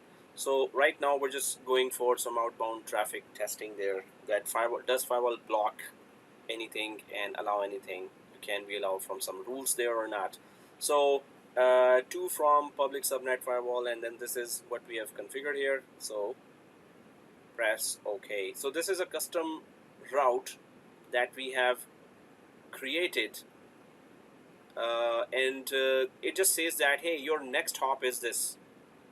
So, but custom route says that, but custom route has not been attached to certain subnet to tell that subnet that from now on your next hop is this, right? So we're sitting inside that route table right now, and we can attach it to a subnet, after which that it's gonna say.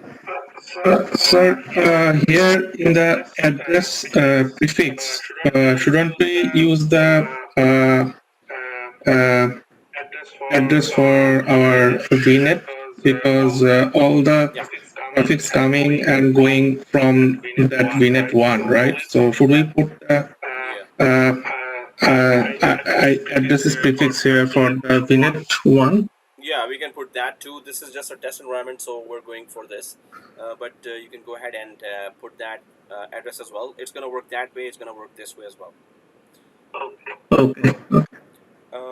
So here, we can connect to the subnets, right? And this route table is not connected to any subnet right now, to which it could say, hey, your next hop is the firewall. So we're now associating it to a subnet. So it could tell that subnet that from now on traffic is regulated through the firewall. So let's click associate here for that, and then go to the correct VNet 1 here, and then go to the correct public subnet. So that public subnet is accepting. So okay, let's just press OK. We are connecting a route table to the public subnet. So now what are we doing here? Well, while it is creating, I can go back to the diagram here. So what we are doing here is that we told that public subnet here that your next hop is this one, right? And any traffic coming to you or going from here to anywhere actually should be coming through the firewall. Well, is that so? Like we created a custom route here, route table, and we connected this to this public subnet. So does it work? Like it's connected and it's now saying that it knows that, okay, so 10.1.3, yeah, I should just put that IP range here as well, and that is 10. It's not IP range, it's that IP of the network appliance, virtual appliance, which is that firewall itself in the background. So 10.1 dot yeah, 10.1.3.4. That was my network service. So it has to hit this first. Now, Sir, what you associate? I just missed that screen. I mean, what you associate before? yeah. So are you on the subnets? Okay, yeah. So from the subnets, you Went to associate. and then go to the correct VNet and then public subnet. Yeah, but you are in a firewall subnet, right? From the firewall subnet, you are associating public subnet, right? So yeah, we're associating the public subnet. From route table? Actually, I mean, from where actually you are associating? No. We are associating a route table Yeah. to the public subnet. We are associating a route table to the public subnet. We were inside the route table before. So if I go back here, this is the route table. Yeah, so from here actually when we add a route table, then you from the route table you are adding the subnet, right? So within the route, click subnets, and then yes, this is the public subnet that we attached it. Okay, public subnet. Within the route table, attached to public subnet.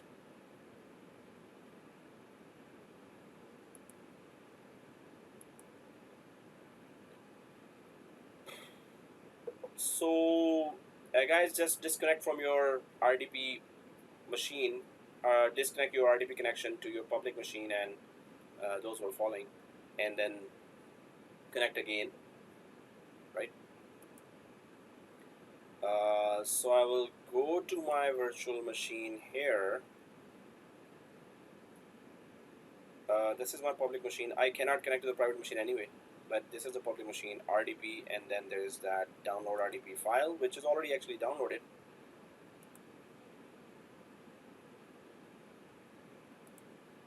And connect.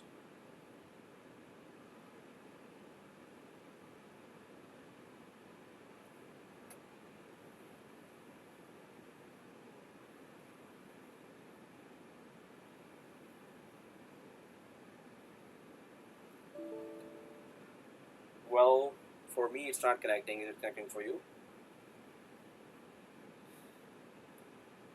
So just try to. Okay, Sam says no. So, well, this means that yeah. So the firewall. So once we direct the traffic from public subnet to firewall, so firewall says, hey, now I'm in charge, and there is no such rule created to allow RDP to this machine, so sorry, I'm not letting you connect now. And we're like, really? Oh. I can connect. I think I need to wait some time, right? You can connect? No. Yeah. It does not. The rules do not apply to Nazmul because you have friends in high places, but all others who are poor guys, only poor ones, the rule applies to. So yeah, the rules are for us. Hey, did you miss any step? So Checking. So it should not connect, but if it's connecting, so it could be something missing. So yeah, I can just guys do try again as well and try to check it out if you're able to connect, but you should not be. Click that. Yeah, it's not connecting now. I was too fast. Oh, okay. That's why. Wow. So the rule was actually not yet implemented. That's why, and you tried and it went ahead. Okay. So, Yeah. nice. Okay, guys. So, this is it's not connecting. So, what do we do now? So, as far as our firewalling is concerned, whatever that means, firewalling. So, yeah. So, if we tell public subnet, so we cannot already connect to the private subnet. Obviously, it's private with private IP, and we are across the internet, sitting in our homes. So, and the only way we were able to connect, we just blocked that too. So suppose you remove that subnet, you stop that routing table, you delete that routing table, then you will be able to connect again, right? You will just bypass firewall, but now it's not able to connect to you. So what's inside the firewall? Let's check that out as well. But before that, we can try to go for some rules there. Like how to create firewall rules there, and how does that look like. So let us try to check that out as well. So I have put that in the slide which I'm gonna give you, and that's what we just did now. Actually, it's not all what we did, so you have to still refer to the video for that. Yeah, so guys, we're gonna have a 5 to 9 minute break, but I'll just show you what's going on here, and we're gonna be creating some rules now. Let's take a 5. I'm just gonna put that screen on the rules area, and then we're gonna go ahead.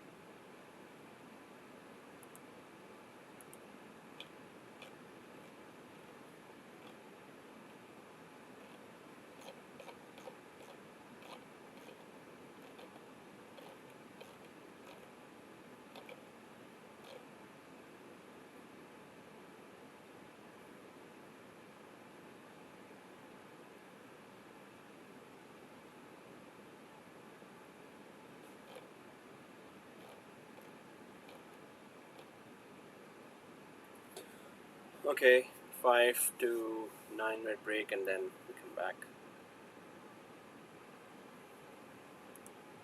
Zooming now.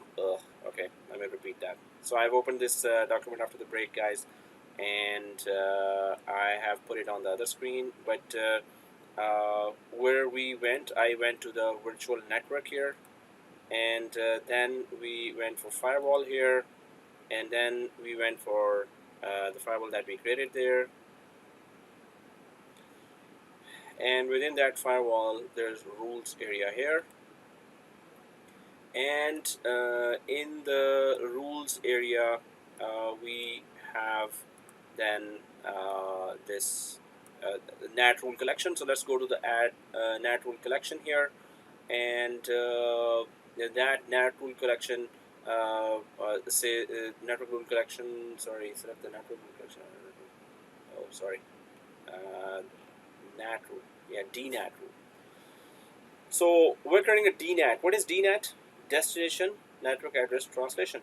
So if we click the add Nat Rule Collection and select that, so then there is that whole the name comes here. So and then we can just name it RDP.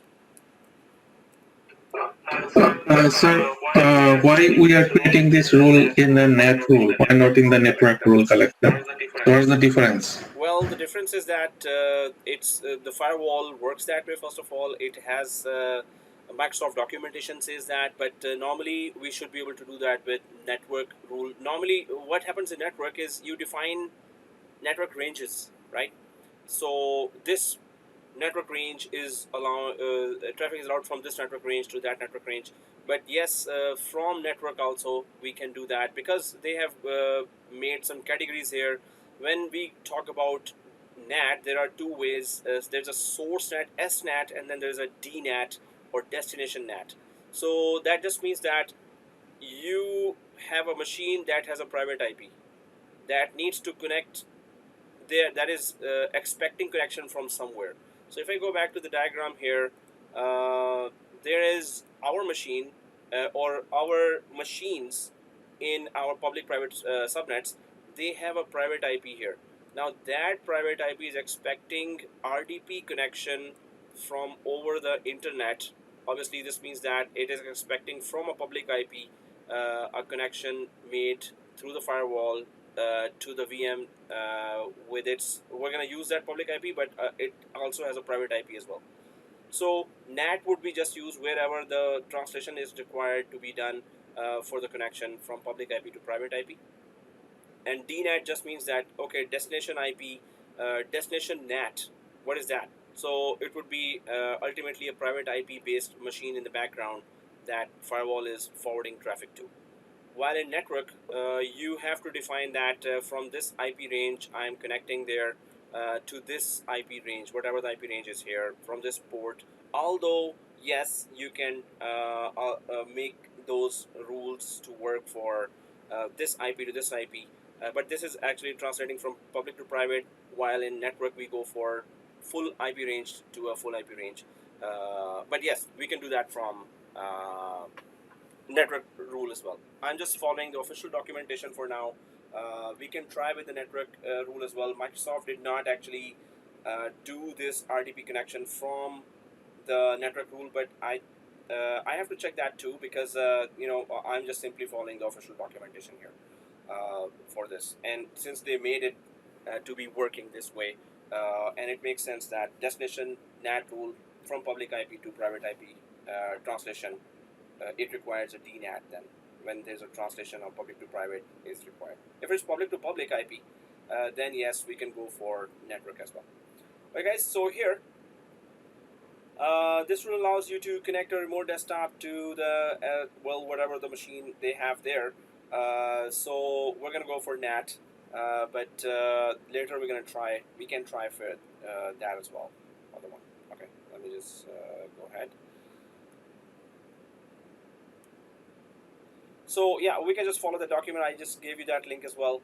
You can go faster if you want, so this is the add NAT rule connection here. It's a DNAT rule actually, which is just saying means that destination IP is a public IP, which is actually it's not destination, it's source. We are sitting behind a public IP right now, right? We are about to make our RDP connection.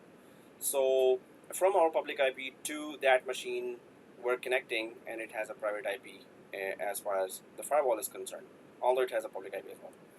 So network rule collection, add network rule collection. So there's that name, there's a priority here. We can just give it 100. Hopefully we didn't create any other rule that has 100 right now. And then we can just give a name here, and that could be pub VM, public VM, right? And we have a protocol here that is TCP, okay? And source type is IP address, or is it IP group? So, well, it is an IP address, and source is what IP address are you connecting to? You want to give your public IP, or we can also give this star here, that from any IP we are expecting traffic. And then there is okay, add NAT rule connection, RDP, priority 200, rules name, RDP NAT, protocol TCP, IP address star. We have given destination IP could be type the firewall public IP. Now, how do we get a firewall public IP? So I'm just gonna put this down here, and this is virtual machines. I will just keep it like this, and I'll go for virtual networks, VNet,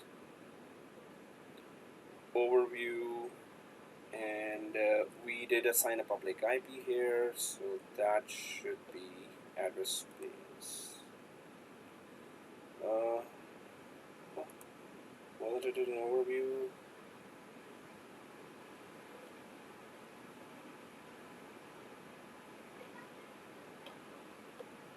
Seriously? That was supposed to be DNS service. Okay. Well, we can see from the resource group as well, but the public IP should be here, right? Why is it not showing public IP? It was showing public IP. Oh, properties. Oh no, properties. Serious? It's in VNet overview. If you go to VNet overview. So do you see that public IP there? Yeah, so in a firewall there is a IP that is private IP. You're right. I was not in the firewall, I was in the VNet. So, well, now I'm inside the firewall, and there's an IP range. Serious. That was I was looking at the VNet.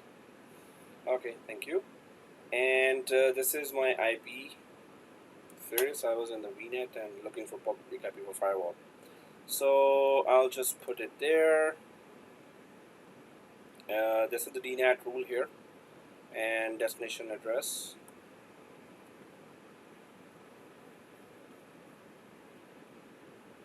So what's the port for? And translated address, it's the private IP address of our machine here. So obviously the public IP will be translated to whatever, normally we call it port forwarding as well.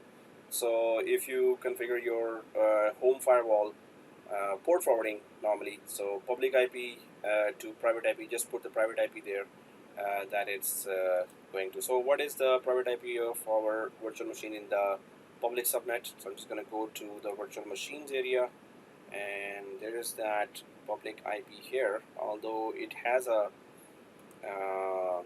public IP of its own. So, but we can just, this is the private IP here for the virtual machine here, 10.1.1.4.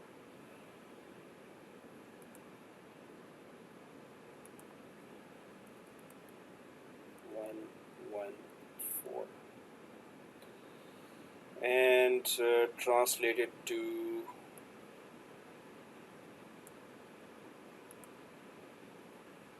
.3.3.8.9. So we're just telling the firewall that it is TCP connection, its source is IP address, and source is anywhere.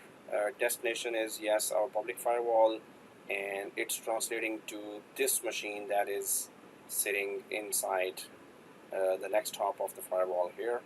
So that's the translated port, and then we can try to add that connection.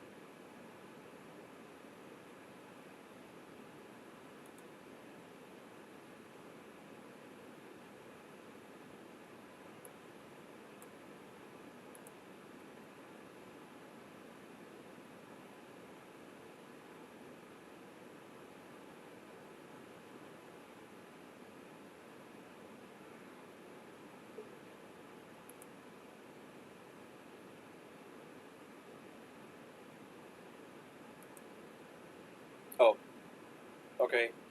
Well, there was no activity going on, so I just stopped talking.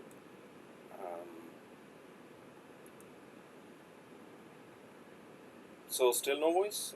Waqas, you're able to hear me? You're able to hear me? Waqas? Anyone else able to hear me? Oh, okay. So, all right, thank you. You can hear. Yes, thank you. Well, it's updating the firewall. I'm just. Who else is on pay-as-you-go, guys? I think Sam is on pay-as-you-go. Yeah, Sam and I are on pay-as-you-go, and others, the VIPs are on. Okay, that's nice. Excuse me. So, wow, does it take that much time? Seriously?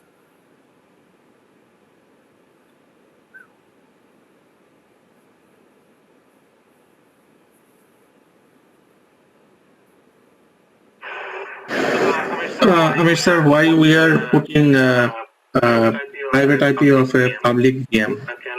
Can we put public IP of a public Yes, we VM? can put public IP as well. First of all, I'm just going official. Then we can play with it as well. Okay. Yeah.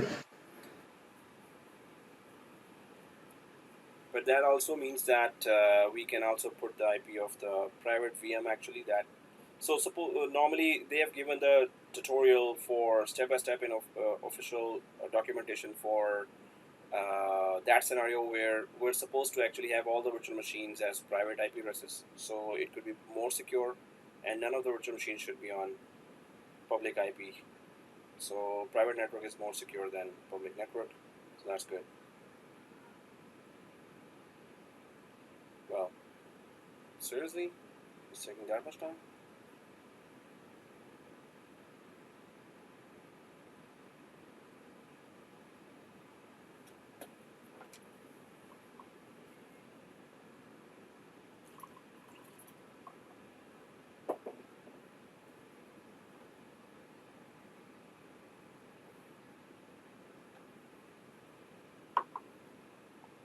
Okay, so this rule has been created here, and refresh. Where is refresh? There's a refresh here, and that's one rule here. Now, what we can try, if we can go to network rule collection, although we should be trying to RDP now, but if we go to the network rule collection here, I'm just clicking that and then clicking add network rule collection just to compare what we just saw and is it something different in network rule collection. Also, why I'm coming here to just give it some time to get everything cached. So name, priority, allow, name, protocol, source type, source, destination type, destination address, destination port. So it's pretty simple, straightforward. You can give here the IP addresses, the public IP address here as well. What is the source? What is the public? It's a pretty straightforward network rule there that you can create. But we went for DNAT because Microsoft, Sir, in the network rule collection, if you go there, then there are other two types. One is service tag and another is you try to add one rule. One is service tag and another is Fqdn. Yeah, so we understand the Fqdn, like we can block or allow any website from there. But how about the service tag? I mean, why we are using service tag here? I mean, what the purpose of service so tag? service tag normally is the purpose is that you refer to some resource with the help of service tag here. And just like we had name tags there available, so service tag is normally a group of IP addresses, IP grouping. So that is what service tag is. If you go for that page here, rule processing, before that, yeah, features. And service tag is detailed here as well. Yeah, there you go. So Fqdn tags and then service tag. So our service tag represents a group of IP address prefixes to help minimize complexity of security rule creation. Suppose there were lots of virtual machines from one network that needs to be allowed to connect to any machine inside our VNet. So how about group of IP addresses? So suppose there are 200 virtual machines, but machine number 1, machine number 30, machine number 45, machine 65, needs to be connected, and that's a group of IP addresses, and their IP addresses actually start with 192.168, or they are behind public IPs, and those public IPs are they are in different branches, and there are public IPs there, so you can put an IP range or prefix of IP groups. So the thing is that it's grouping of IP addresses, and you want, instead of creating a rule for one machine, then the second machine, then third machine, if the rule is same but there are different set of IP addresses, you can group them together in service tags. Okay, so we can also, I think we can also use the address spaces, right? So it's a group of IP, yeah, right? if they are belonging to the starting initial address same. Okay, here, so guys, what we can try is, because it doesn't work right away, and sometimes we have to just troubleshoot as well that what else is not, what else is missing here. So let's just go ahead and try to connect with our virtual machines here. Did it really work? So I'm just going to go to the public machine here, go to connect, and go for RDP.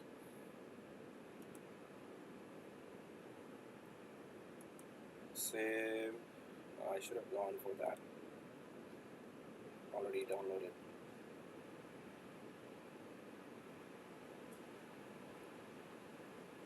So we just went for that public IP of the virtual machine there, and normally by now it does allow that. So we should have placed that public IP instead of the private IP. Yeah. So we can just put that firewall public IP here to connect as well. Obviously, if we put the firewall public IP, then it's not going to really work. So that rule should have been having, we can just try with the public IP as well, because obviously how it's going to know then the firewall that what are we requesting here. So I'll just check that. So sometimes it does puke some errors as well. If I just go down to the rules, and there's a rule here, and we can just edit that rule.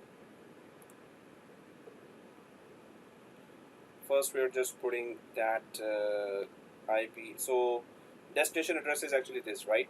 And the rule has pointed that to. So I can just try with this destination address as well. Normally, what we can do, then we're gonna try to translate it into something else. I'm just gonna take that firewall public IP there, and as soon as I put my firewall public IP, the Azure Firewall public IP, then it pops up with that username, password, and if I go for your first name, admin, and then small abc ship 1 2 3 lordship, because the rule says so. So we're trying this now, and yes, it exactly puts us to this. So this is like port forwarding that you must have done in your local firewall as well. Port forwarding normally we do for, so it's just when you put firewall public IP, it's just taking you to this machine, and this machine is supposed to be our Bastion VM. Although I would have just gone ahead, but that connection is still there. I am still connected to the private VM from there. So just to hit that Bastion VM, I just put that IP. Hopefully you're also connected now to this. Those were following with this IP address range, right? So this is just how we can just connect with one machine here. You can create further rules here as well, but from here you can put a load balancing IP as well, but it's just translating to or taking us to the Bastion VM, and from there onwards you go ahead. So Sam is also connected. All right, cool, and that's very good. Now obviously our public machine IP will not really work here when you're behind a firewall. When you're behind a firewall, so that the public IP of that device will work. So it's very good thing, because now you can remove that public IP from that Bastion VM as well, making it even more secure, right? So we are inside our network now. We can just try some other rules as well. I'm just gonna save. Actually, I didn't make any change, so I'm just gonna close that because it's kind of port forwarding what we did. So that's one thing. And then we can create some sample rules here as well, like network rule connection. So if we see that in diagram now, what has happened? Wow, what a mess. So what has happened is that we were able to create a rule, and through that rule, but that rule defines that when we connect, we are RDPing to firewall public IP, just like any port forwarding, and then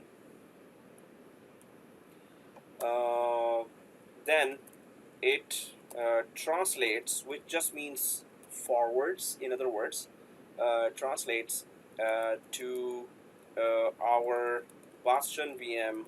So added security is there that first you have to still connect to the Bastion VM through the firewall. You should be putting their antivirus, anti-malware, and IPM, intrusion prevention, intrusion detection systems, all kind of security. Then from there you can go.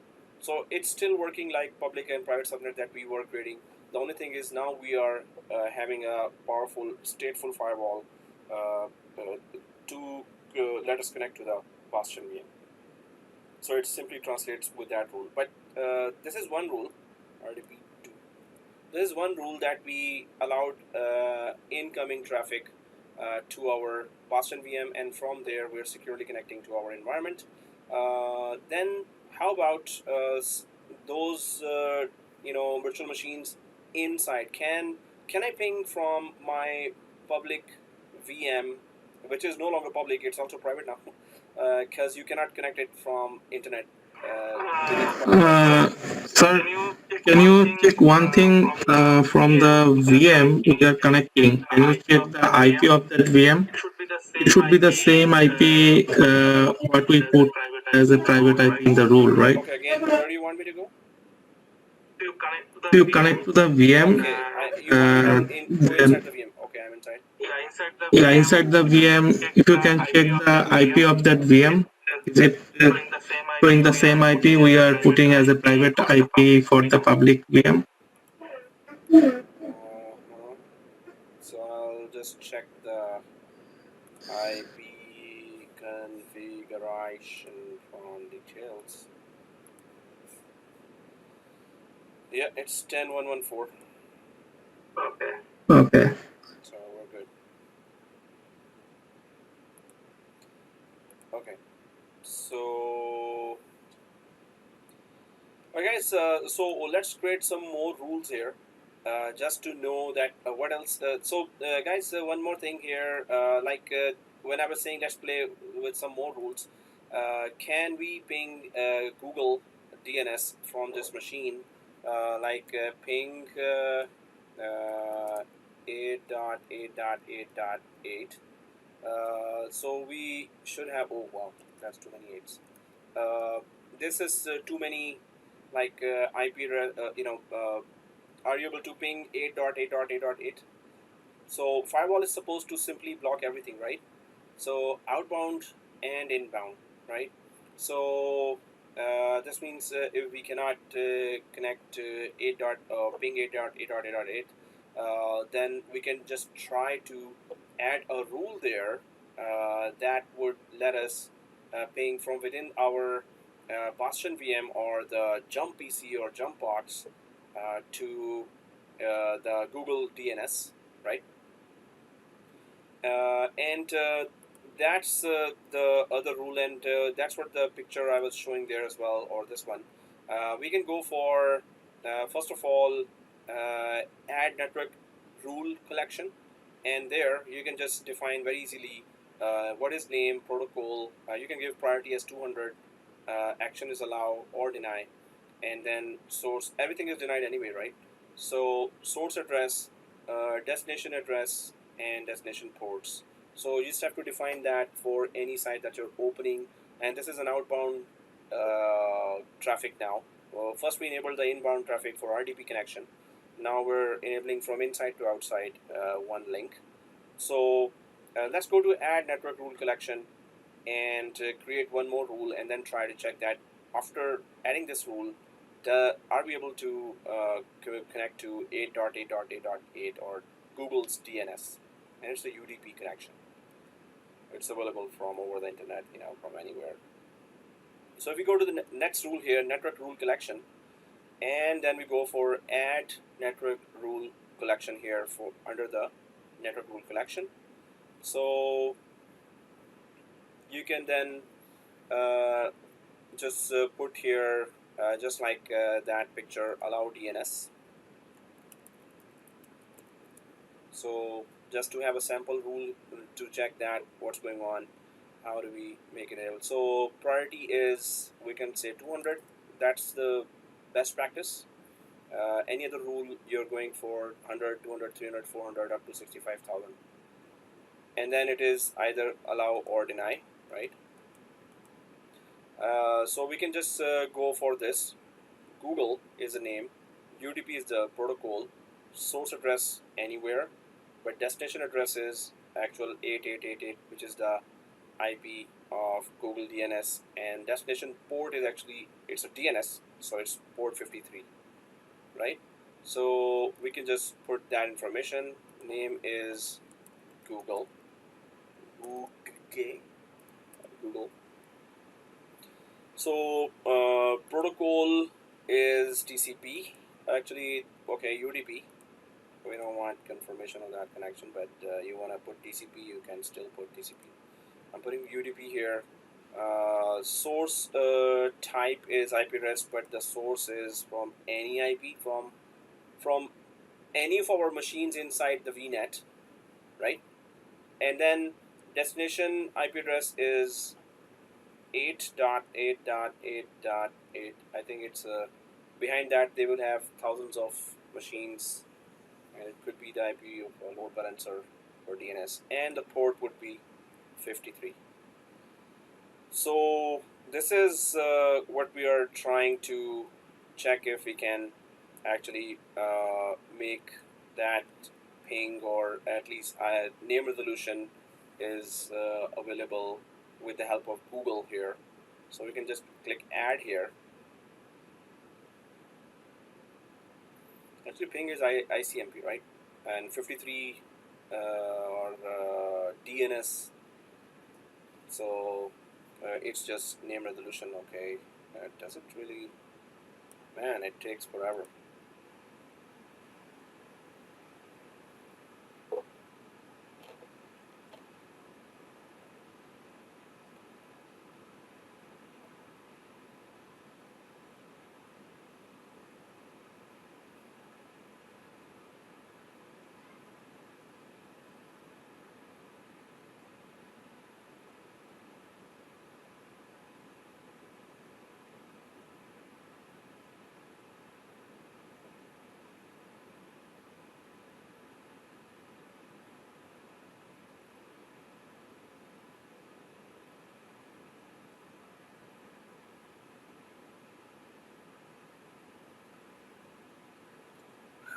Wow, must be a very big firewall.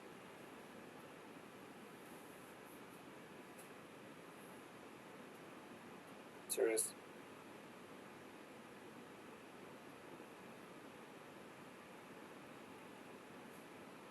Alright, done, yay. Woo. Okay, so it is done.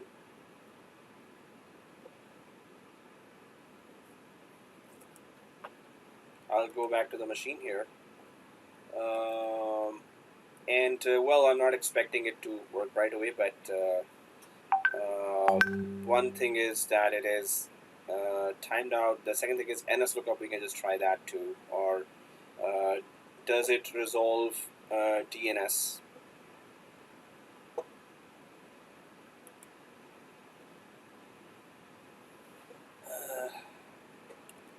If I type NS lookup, oops, did I do that?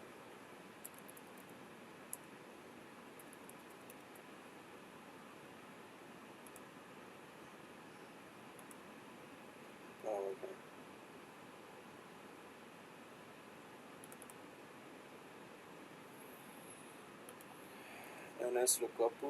So if I type ns lookup unknown and then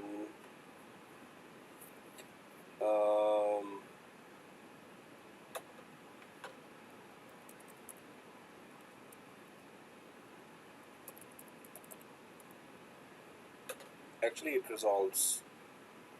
So the DNS is working fine, guys. If you go to nslookup and type www.google.com, so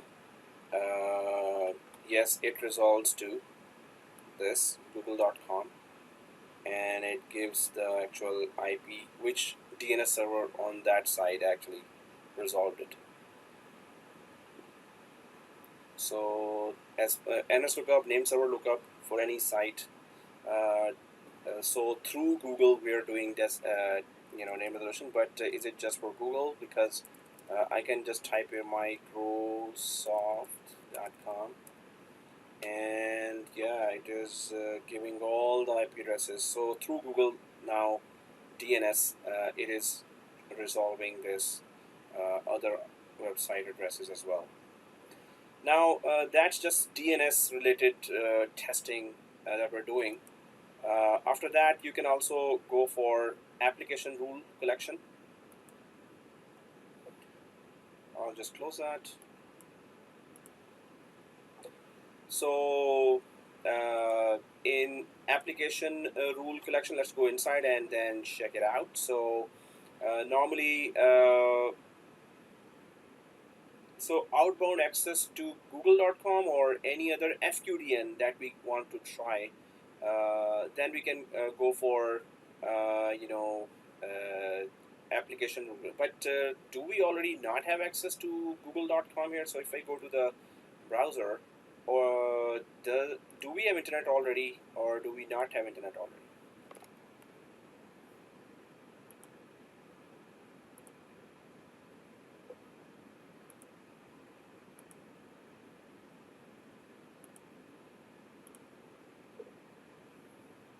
Can connect securely to this page.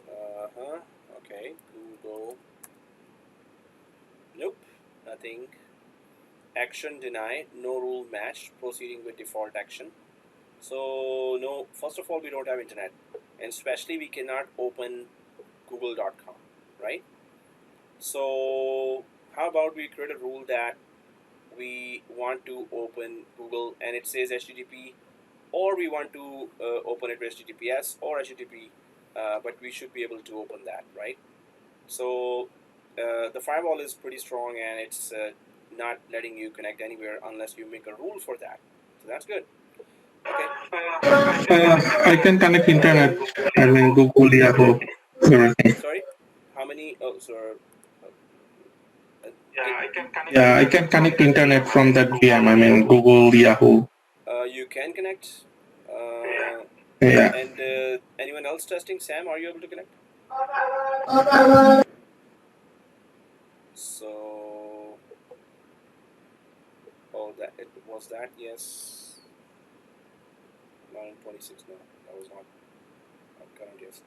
Okay, Sam is testing, and no, he can't connect. Nazmo, I think your VVVVVVVVVVIP. No, man, check your configuration, man.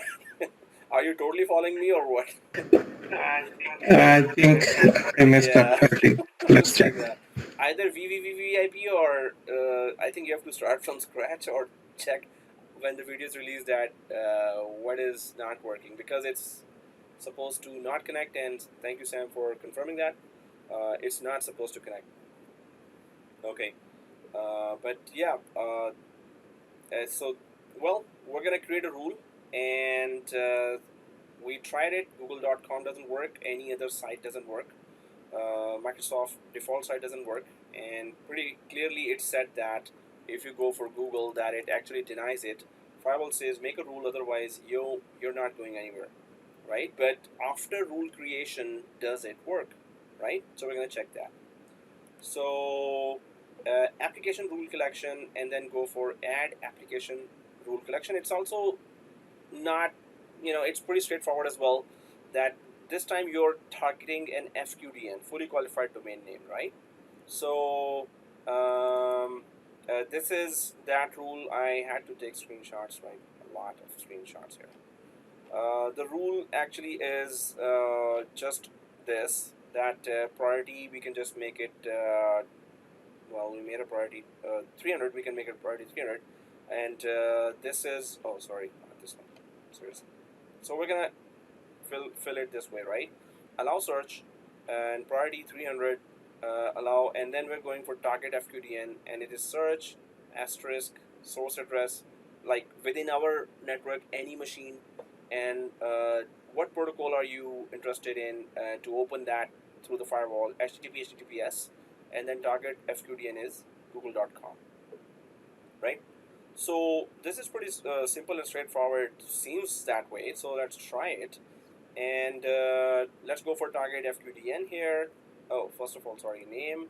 So allow Google, right? So that would be allow search or allow, well, we're pretty much going for allowing Google, but you can just type allow Google or allow search, whichever. And then go for the priority as 300, and action is allow. Then we go down to name here, and as we put here search asterisk HTTP, HTTPS, and google.com. So we can just put any name here, search. Source type is IP address. Yes, our machines all have IP address within our VNets. So from any of our machines, so it's asterisk, whatever IP address. What protocol are you going to be interested in opening?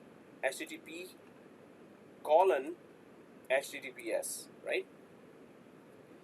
Or you know, any other protocols that you want. So, and the target Fqdn is so do we need to put www? Yeah, we can put www.google.com. And so that rule specifically says that. Sir, what's the difference in FDQN tags and target FDQNs? Oh yeah, so that question was asked by Nazmul as well. So tags are that you relate the tags to certain kind of resource there. So Fqdn tags, and this is also we went for this during the overview here. So let me just first go for the definition. There's Fqdn tag here. Makes it easy for you to allow well-known Azure service network traffic through your firewall. For example, you want to allow Windows Update. So this is a, so first of all, any service, so storage service or any service that wants to connect to a website outside of Azure. So Windows Update service is going to update all the Microsoft machines. So that service wants to connect, go through your firewall and connect outside to the Microsoft update.microsoft.com. So for that, you can create a rule or Fqdn tag that, hey, one of our service, normally you create a tag called Fqdn or whatever you want to call it, and then attach it to some service like update service or any other storage service or virtual machine service. And then if that tag relates to that service is created, then you can come back here and use, hey, I have a tag called update service, right?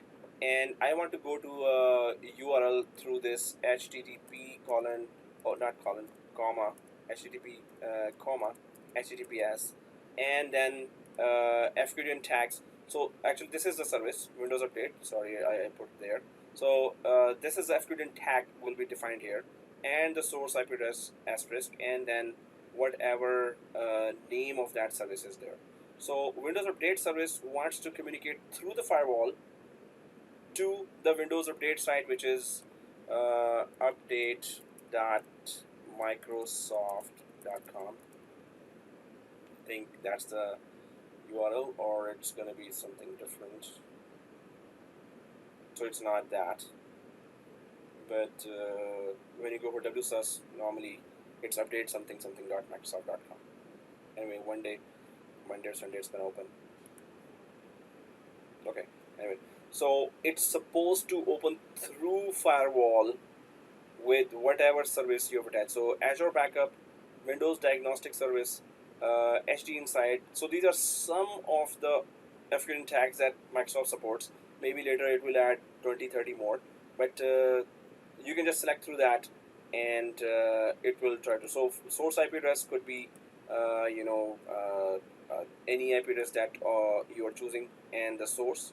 So that would be IP addresses or IP group, and the name of it. So what in English, what we're saying that these services, once you select, are allowed to go through the firewall to connect to the respective Microsoft websites.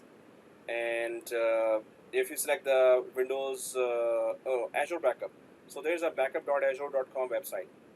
So firewall will allow, if you select that service tag, to connect to this. So storage is not yet here. In the documentation, they are saying that it will be added there, but these are the only services for now that are available. If you select that and click save, they will be allowed to go through the firewall to connect to their respective sites out there. Okay, I'll uncheck that. Well, what you can do is you can just select Azure Backup here, and then source type, IP address, and source HTTP, HTTPS, and just name whatever you want. So firewall will just simply allow Azure Backup to be taken if the service is allowed through firewall. So here what we did was search IP address, source, asterisk, protocol, HTTP, HTTPS. Well, the google.com site itself is HTTP, but and gmail.com is HTTPS site actually, right? So, but Google normally opens with HTTP as well. So anyway, however you want to enable that. So I think we enabled it already, right? So yeah, it is. If I close that, because that button is not there, you're unsafe. Oh, okay. Here, did I do something? Oh yeah, sorry, I need to remove that. Oh, okay, I'll just delete that. So here, this is what we added. So what we're trying to do is we are trying to allow Google to be accessible, or we are supposed to open Google from our virtual machines browser here, where Google is denied access for now. http://google.com. So we have added a rule, so we're expecting it to open, let us open Google at least.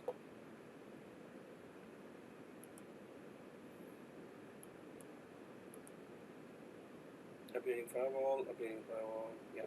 So, wow.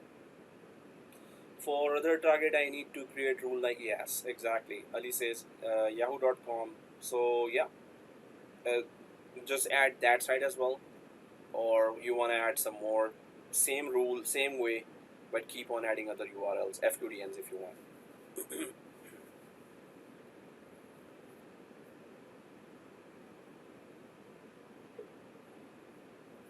And it takes forever.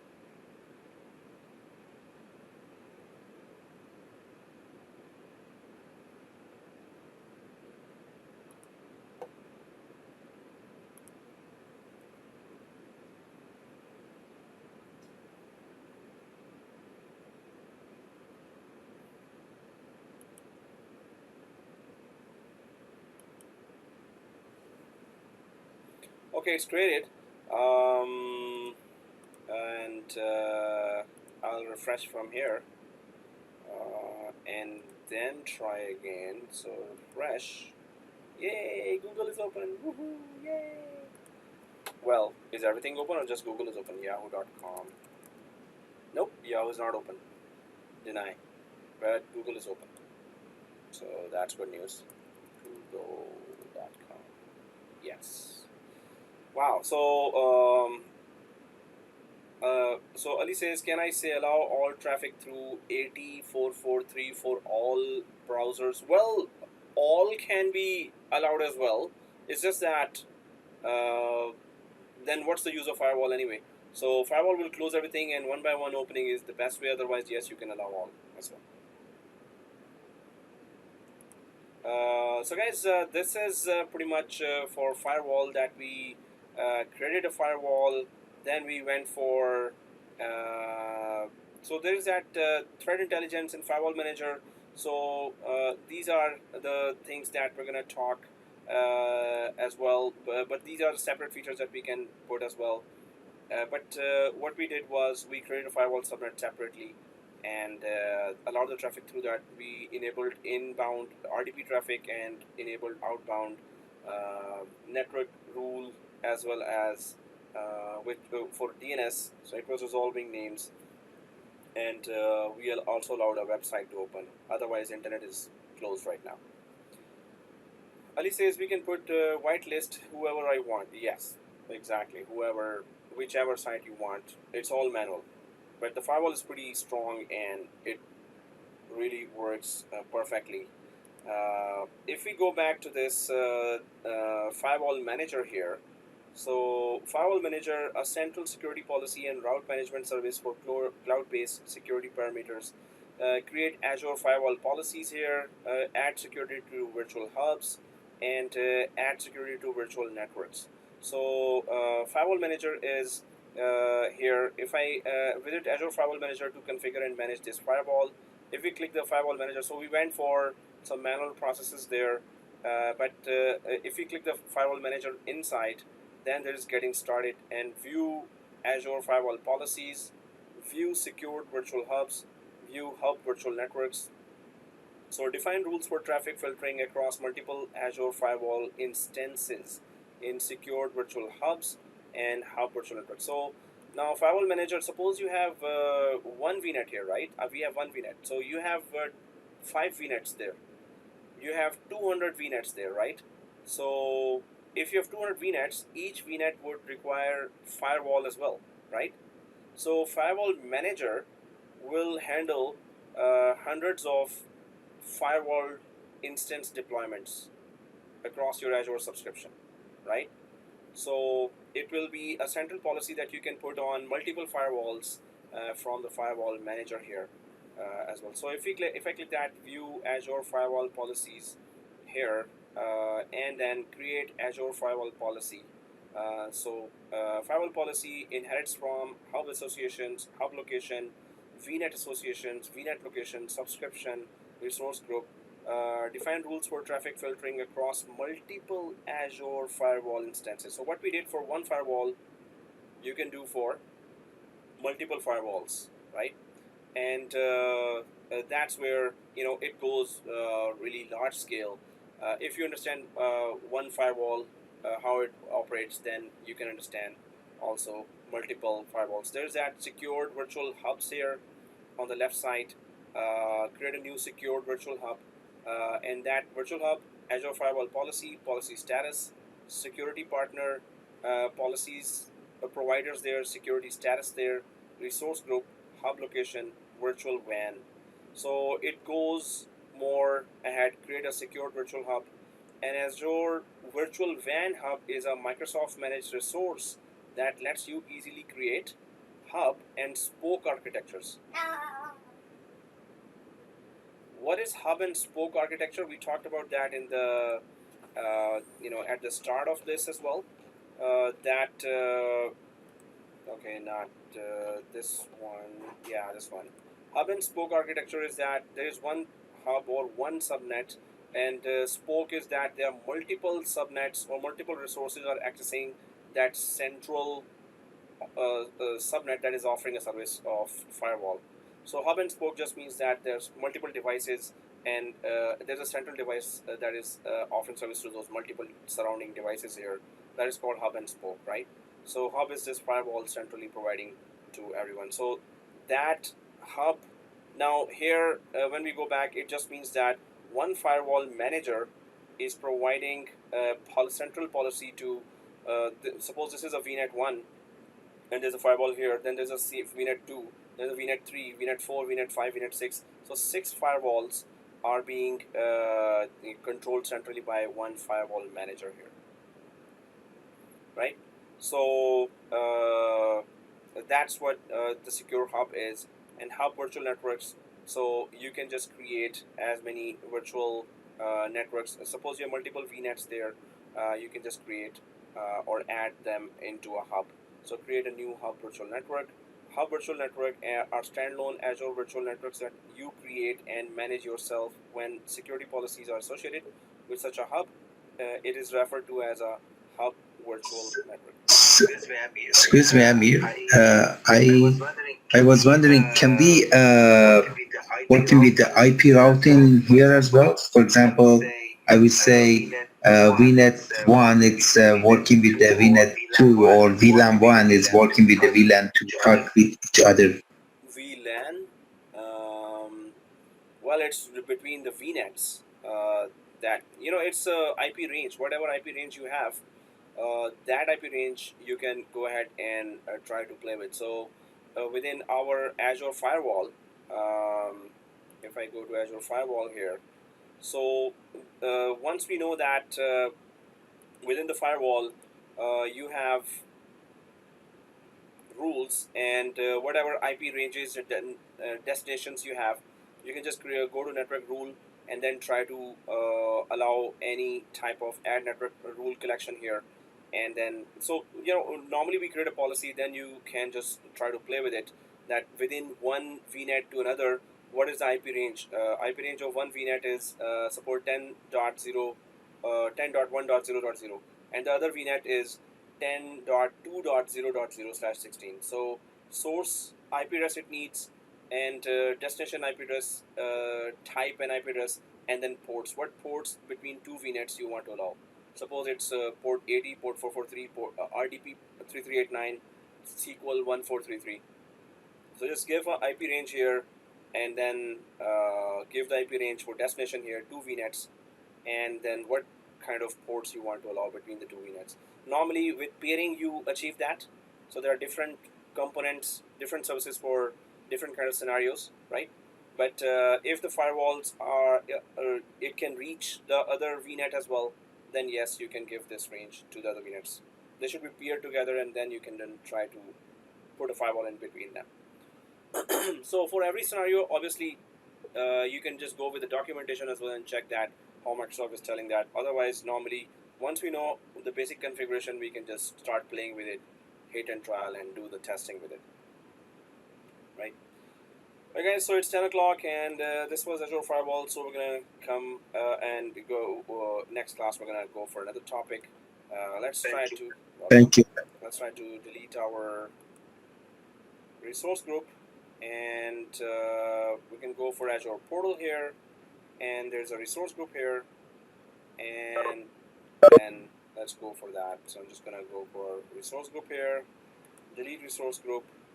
Actually, we need to disassociate our route table, so we could delete the resources here, right? Otherwise, it's not going to delete that. So what we need to do is we need to go to the route table and disassociate with our subnet, which is public subnet. So I'm going to go to the route and then route tables here. And this is the route table. So inside the route table, I'm going to go to subnets, and there is that public subnet here. So we need to disassociate. We can just delete from here. Oh, well, disassociate is here as well. So there you go. Disassociate.